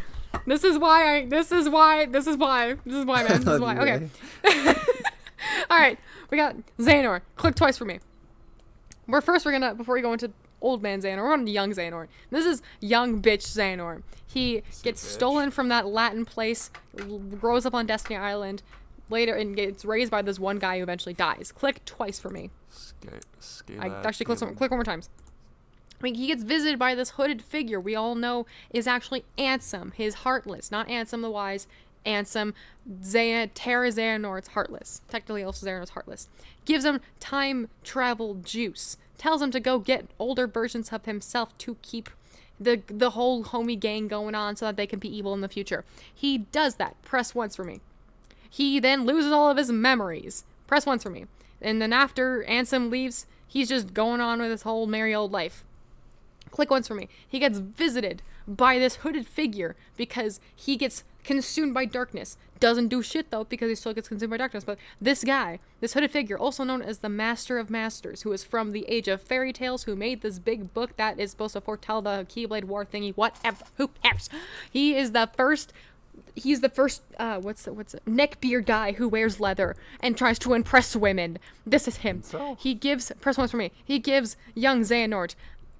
Yes, he's an incel. Press one more time. Why is he so curvaceous? Because he snatched. He gives young Xehanort his first ever neckbeard leather jacket cloak so that he can protect himself from the darkness. Press once for me. That's a real photo you have there. What's going on? Okay, never mind, it's gone. That's not me, if that helps. I just saw it on Google. No, I said never mind, it's gone. We're moving forward. All right. You should do that as a Halloween costume, Ray. I would cry. I would never. But I totally would at the same time. It's fine. Anyways, press once for me. Anyways, he goes through life, he graduates, he becomes a master. That's great. I love Doctor now Who. he can... Yeah, he could be a... What? Never mind. I know somewhat about Doctor Who. I don't think I know that much. There's okay, a bad guy called the Master. Oh, okay. Alright, moving on to Xehanort. Press once for me. Xehanort finds this kid Ventus, who's also from the Age of Fairy Tales. Oh, that's Sora. He finds Sora -1, and he's like, ooh, this kid is perfect vessel for the Keyblade. Not the Keyblade, the Keyblade, the one with the key letter. He's like, well, this guy doesn't have good control of his darkness, so click once, bonk. He's gonna remove him and split him in half. Press once for me, and press again, and create Vanitas, which is again Sora with black hair. And There's after no that, hair press on once for me. That's a bald boy. That is a bald boy. He's wearing a mask. Press once. Eventually, they form to make Ventus Oh, no, he's again, got but hair. even more evil. But now he has hair. This is not what Vanitas looked like without his helmet. This is just Ventus and Vanitas fused. That looks like now the they most have the uncomfortable Keyblade. way to hold that imaginable. This is a Oh, it's JoJo's weird. reference. Now I understand. It's weird. It's very weird. Now that Ventus has the Keyblade and is now evil and is now being controlled by Xehanort because that's what happened. Press once for me. Damn, JoJo, Aqua. this adventure really is bizarre. It really is. Aqua was like, no. That's true, they Press say once. that. She goes, no. Click once. She goes, no. Click again. Then she blows him up. She's like, no, you are not going to be evil on my watch. Click once again. Isn't this the Trinity sorry, test? I don't know. I think it is. Mm, Did I spook you? I'm so very sweet. it might. I'm gonna look it up. That Actually. might be the Trinity test. Hey, Booger. Hi, Booger. How's it going? All right, now. Me press once for talking me. to the Trinity test. I'd simply Click survive for it. me. I could beat him. All right, press a button again. Press a button. Thank you. Now that made everybody sad because now a child is in a coma. Press again. All right, now we got Xehanort with Terra. Press again. Whoops, my pen just fell. Did you make alterations to this, or did you have to feverishly figure out how to the hell you tried to do last episode? No, this is my original go through. Your I original just had to vision. refresh my memory. Click again. Yes, my retold vision of the story. How do you so, know what now, comes up next? Do you have it written down, or you just remember? Nope. Going off memory. I love you, Ray. They're locked in. I am locked in. I did write down the first slide of stuff because I couldn't remember. I had to remember the whole Xehanort as a kid lore because that's the most confusing thing to me. The rest of this, I know how it goes. Xehanort, he's like, ooh, look at that boy. Press once. He's like, ooh, look at that boy. What a young, supple body. What would really suck if I clicked once for me, Connor. Stole it, killed myself, put myself into this boy. Click again. To make Terra Xehanort. Wow, crazy. Now, after this, click again. Aqua was once again like, no, stop doing that. So she, click once for me, tries to kill him. In turn, he, click again, kills her. Technically, not really. He ends up stabbing himself to get her and him to, I don't know, go to the realm of darkness and fight there because apparently just the normal someone's patio is not good enough or whatever. Click once for me. I bet the audio listeners are having a great time. This is, yeah, I just watched the YouTube video. I'm not explaining. Suffer. Watch the YouTube video. Yeah, watch the YouTube video. This is when Aqua gets forever put into the realm of darkness because while they fight there, and she's trying to get Terra out, because at this point she thinks Terra might be okay, she gives him her Keyblade armor, and sends him back up to the realm of normal, not darkness, and then she gets trapped there for technically 10 years in the realm of darkness. Time's a little bit different, probably more like maybe a few weeks or a month or something. Click again for me. While this is happening, we have Terra Xehanort. Click once for me. He now has amnesia. For some reason, stabbing himself to try and get one girl to go into a realm of darkness makes him lose all of his memories. Click once for me. Feminism. Yeah, feminism. While shit's happening, Terra Xehanort technically has help from Pirate Guy to be like, because Pirate Guy was... This is just Chad. Yes, Ansem the Wise is Chad. So remember, this is him when he's normal and a scientist and also running inhumane experiments. Good for him. Yes, click again. Alright, this is what Terra Xehanort looks like when he becomes one of Ansem the Wise's disciples. Oh god, he's got Kingdom Hearts. He does. He wants that shit so bad. If you click twice for me, he kills Ansem for power. That's what Kingdom Hearts gives him, is power. Now, he technically doesn't kill him. He just puts him in the realm of darkness as well, because that's just a good strategy, apparently. And then he takes on Ansem as his name after Ansem the Wise is put into the ground somewhere. He continues with inhumane experiments, turns his other disciples, Ansem's disciples, not Xehanort's disciples, into nobodies by forcibly removing their hearts, because that's what he does to himself. Click once for me. This is when he turns himself into Xemnas and Ansem. From this, we get, click once for me, Sora, 10 years later. Now he's a main character. Good boy. Click once for me. Behold First game, he kills Ansem. Yeah. Second game, click again. He kills Xemnas. And now those two are dead. Click once for me. He's just dead. He's just normal dead. He's just gone. Dead. That's it. Sora did a good job. He's a good noodle. Yes, click once for me. We're moving on. I think I remember what this one is. Just click once for me so I can refresh myself. Yes! Organization 13. So now we are skipping past those games we already talked about because we already know that his original organization did not work out very well. This is who he wanted to keep in his cool guy squad. We have Replica Riku, we have Vexen, we have Terra Xehanort, we have Marluxia, we have Xion, we have Ansem, we have young Xehanort, we have Vanitas, we have Xemnas, we have Xigbar, we have Sayax, Luxor, Demyx, and Larxene. And technically Xehanort, who's also in the middle there. For some reason, when Ansem and Xemnas die, they don't make Terra Xehanort, but Terra Xehanort's body is still there, but there's just no soul because the normal Xehanort comes back. But then when young Xehanort goes back in time to get everybody, he gets Ansem, Xemnas, young Xehanort, and then he also gets the soul of Terra Xehanort and puts it in Terra Xehanort's body, and stuff like that. Okay, click once for me. We got Sora over here. He was going to be a part of the cool guy squad. Click once for me. He didn't make it because he was too stupid. Riku loved him too much, and he's like, I can't let my friend. Yes, he can't let my friend get possessed. Yes, dumb. Click again. Friggin' bozo. Mickey Mouse. This is I bet where you the forgot real this was shit. a Disney game, huh, motherfucker? This is what I'm talking about. Pick one. This is... No, it's funny. It's cool this way. We have everyone wearing fucking either plaid or their old clothes that they forgot to change because it's been a hot second since laundry day. We have two Soras. That's Ventus and Sora. That's Sora. Sora and Sora again. Sora. That's Ventus, who's probably, honestly, maybe a few thousand years old. And then there's Sora, who's maybe 16? Maybe 17? So, you remember that concept of 7 light and 13 dark? Yes. Do you remember that concept I mentioned last episode about 7 light and 13 dark? I'm sorry, no. Okay, so that Keyblade, that big old, that Latin word Keyblade, when it broke, it turned into 7 pieces of light, 13 pieces of dark. When that happened, the only way to make that Keyblade again is to get 7 pieces of light and 13 pieces of dark. That's why they tried to get the 7 princesses of light and then the Organization 13 to make the Keyblade so that Xehanort can get Kingdom Hearts. Since that plan didn't work, this is why he went to time travel and grabbed a bunch more people. This is why he keeps making these groups of people. We already looked at the 13 darkness. We have on the light side, we have Ventus, freshly awakened from his 10-year coma. Aqua, freshly out of being possessed and from the realm of darkness.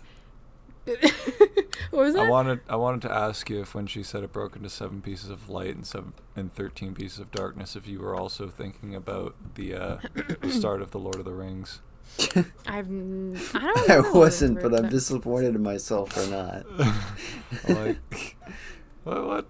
They gave 3 to the dwarves.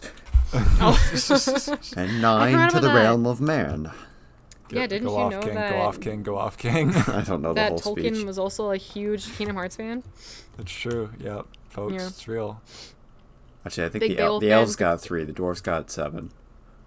Mm-hmm. I thought someone got 13. Humans. Don't remember. No, there's 9, because there's 9 ring wraiths. Yeah. Hang on. I can do this. Hang on. Connor, we need to talk about Kingdom Hearts. I'm sorry. Nope. Nope. I'm so sorry I brought this up, dude. It's all my fault. You did this. It's all my fault. I got this. Hang on. It began with the forging of the great rings. 3 were given to the elves, immortal, wisest, and fairest of all beings. This is what Gladriel sounds like. 7 to the dwarf lords, rock and stone, great miners and craftsmen of the mountain halls. Miners, you say? Child. 9 rings were gifted to the race of men, who above all else desire power. For within these rings was bound the strength and the will to govern each race. But they were all of them deceived, for another ring was made. Deep in the land of Mordor, in the fires of Mount Doom, the Dark Lord Sauron forged a master ring, and into this ring he poured his cruelty, his malice, and his will to dominate all life. One ring to rule them all. I'll stop there. His will to mommy everybody. His strength to mommy. That's true. That's what it was about. That's what it's about, guys. Yep. It's all about dominatrix. This is where it was birthed from. Honestly, I mean, the numbers add up. Like, that's 20 pieces. Speaking of sub-dom relationships, Kingdom Hearts. Speaking of sub-dom relationships, we have that Goofy is topping Donald. Oh my god, yes. Absolutely. I'm looking that up. Don't. That's why. I don't want to see it. That's why Ethan. That's why for 34. The episode I drew this Ethan is what as you'll Goofy stop and the you episode as Donald. for? Connor, you are. She's so right, dude. We are almost done, if that helps. Kyrie. No rush. Useless character. Okay. Well, I mean, I'm pretty sure this is like maybe the second last or last slide. But, Kyrie, useless girl, now semi-useful girl. We have Sora, Kingdom Hearts, Mr. Kingdom Hearts. We have Riku with his car keys. Good old John Kingdom Hearts. Good old John Kingdom Hearts. Virgin John Kingdom Hearts. We got Stand back, Mickey I'm going to Kingdom Hearts. Mouse. Yes. Mickey frickin' Mouse. With his cool new Keyblade, the Star Cluster, I think. I can't remember. And then we have Lee. Or Axel, but Lee.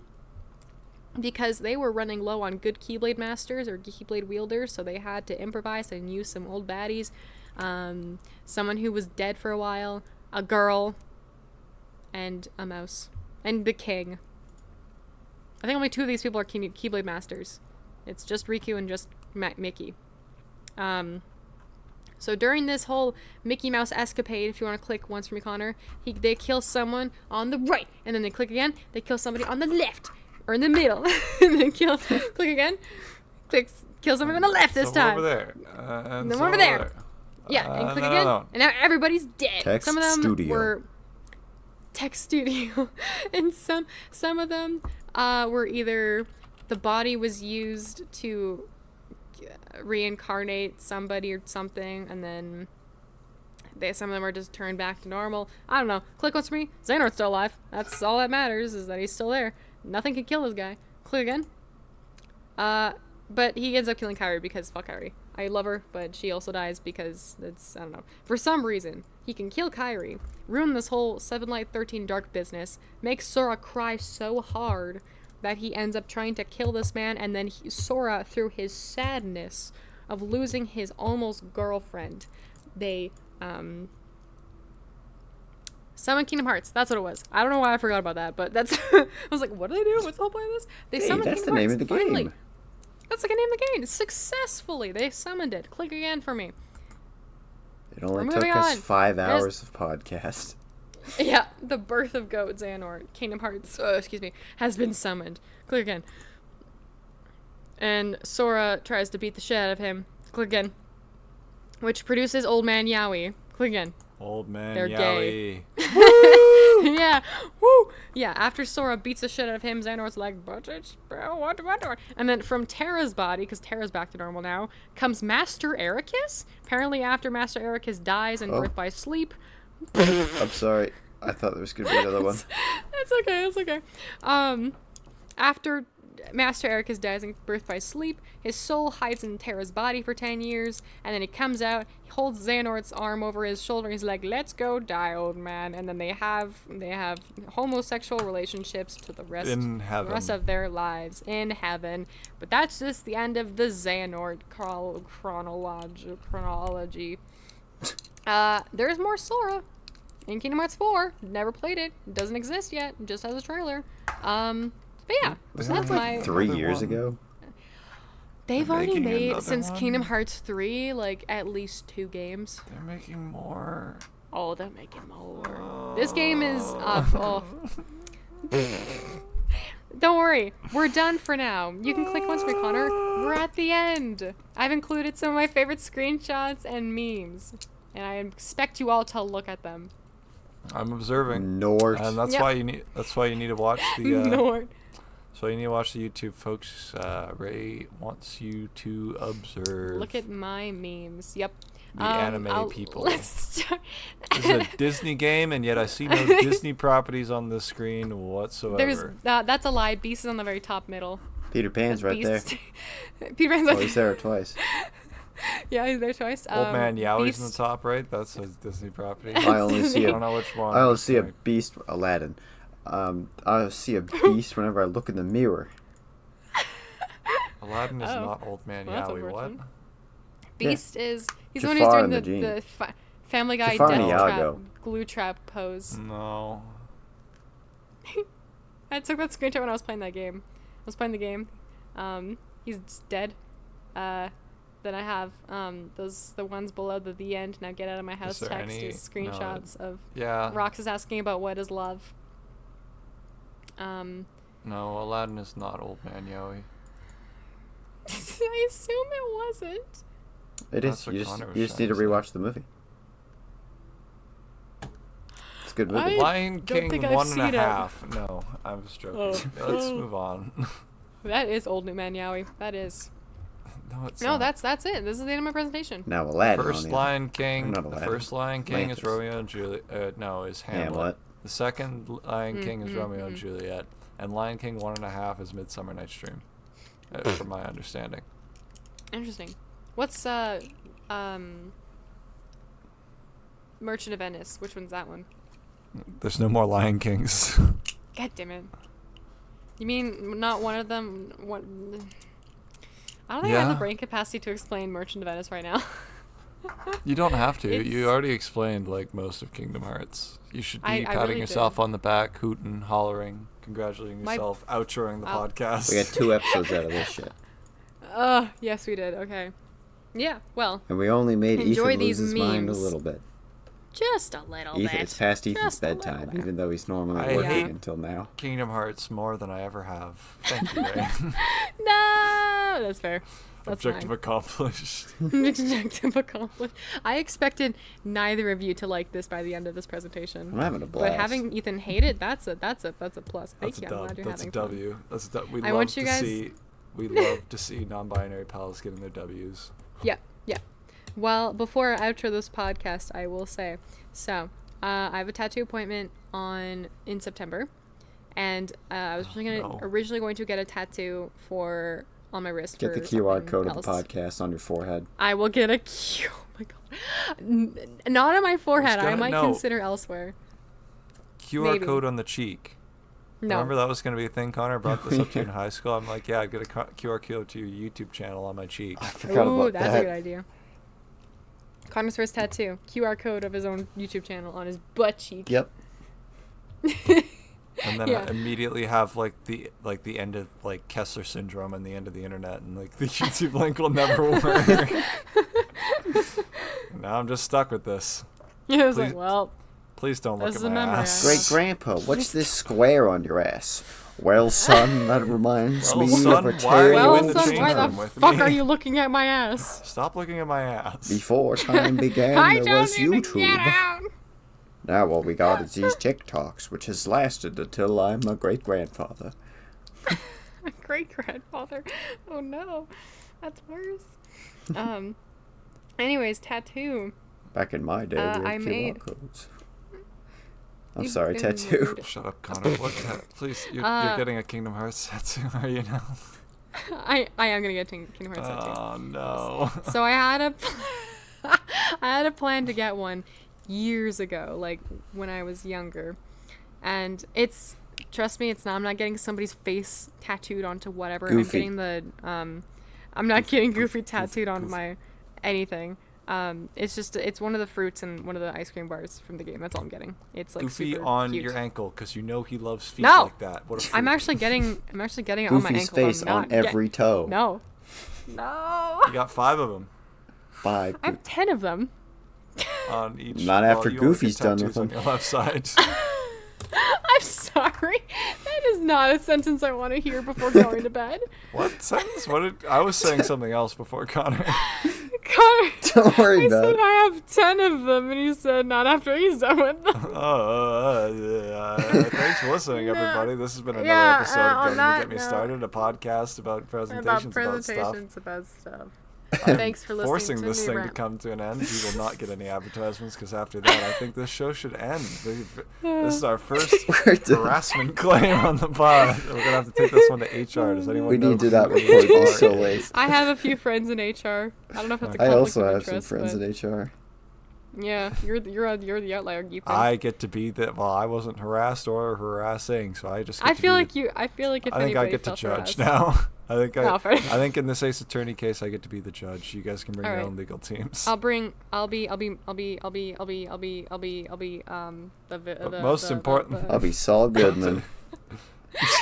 I'll be what's this show called? Better Call Saul. Ace Attorney. I'll be Ace Attorney. I'll be Phoenix Wright from Better Call Saul, and Connor so will be not Ace to Attorney. interrupt. I'll be Oh Better my Call God. Saul. Not to interrupt this RP sesh, but can we end it? Can we hit stop recording, please? Yes. Thank you for listening. Unsubscribe. Episode. Connor's next. We'll see how that goes. Thanks for listening. And have a heart. Kiss your mom. Get a tattoo Kingdom Hearts. on your butt. Of Kingdom Hearts. Yeah. Subscribe to Connor's YouTube channel. Subscribe to us. Follow us. Follow Gallery Gramps, Ethan's photography account. Follow my art account. And have a good morning, afternoon, evening. Love you. We can finish the episode. I'm afraid of what Ethan will do if I keep talking. He's gonna kill us. He's gonna kill us. He's not coming Joke's with us on on a him. trip next week. Ethan, can you drive us on this trip? Just kidding, you're not invited. I stopped recording a minute ago. Have a good night, Please. everyone. Have a good night. Bye.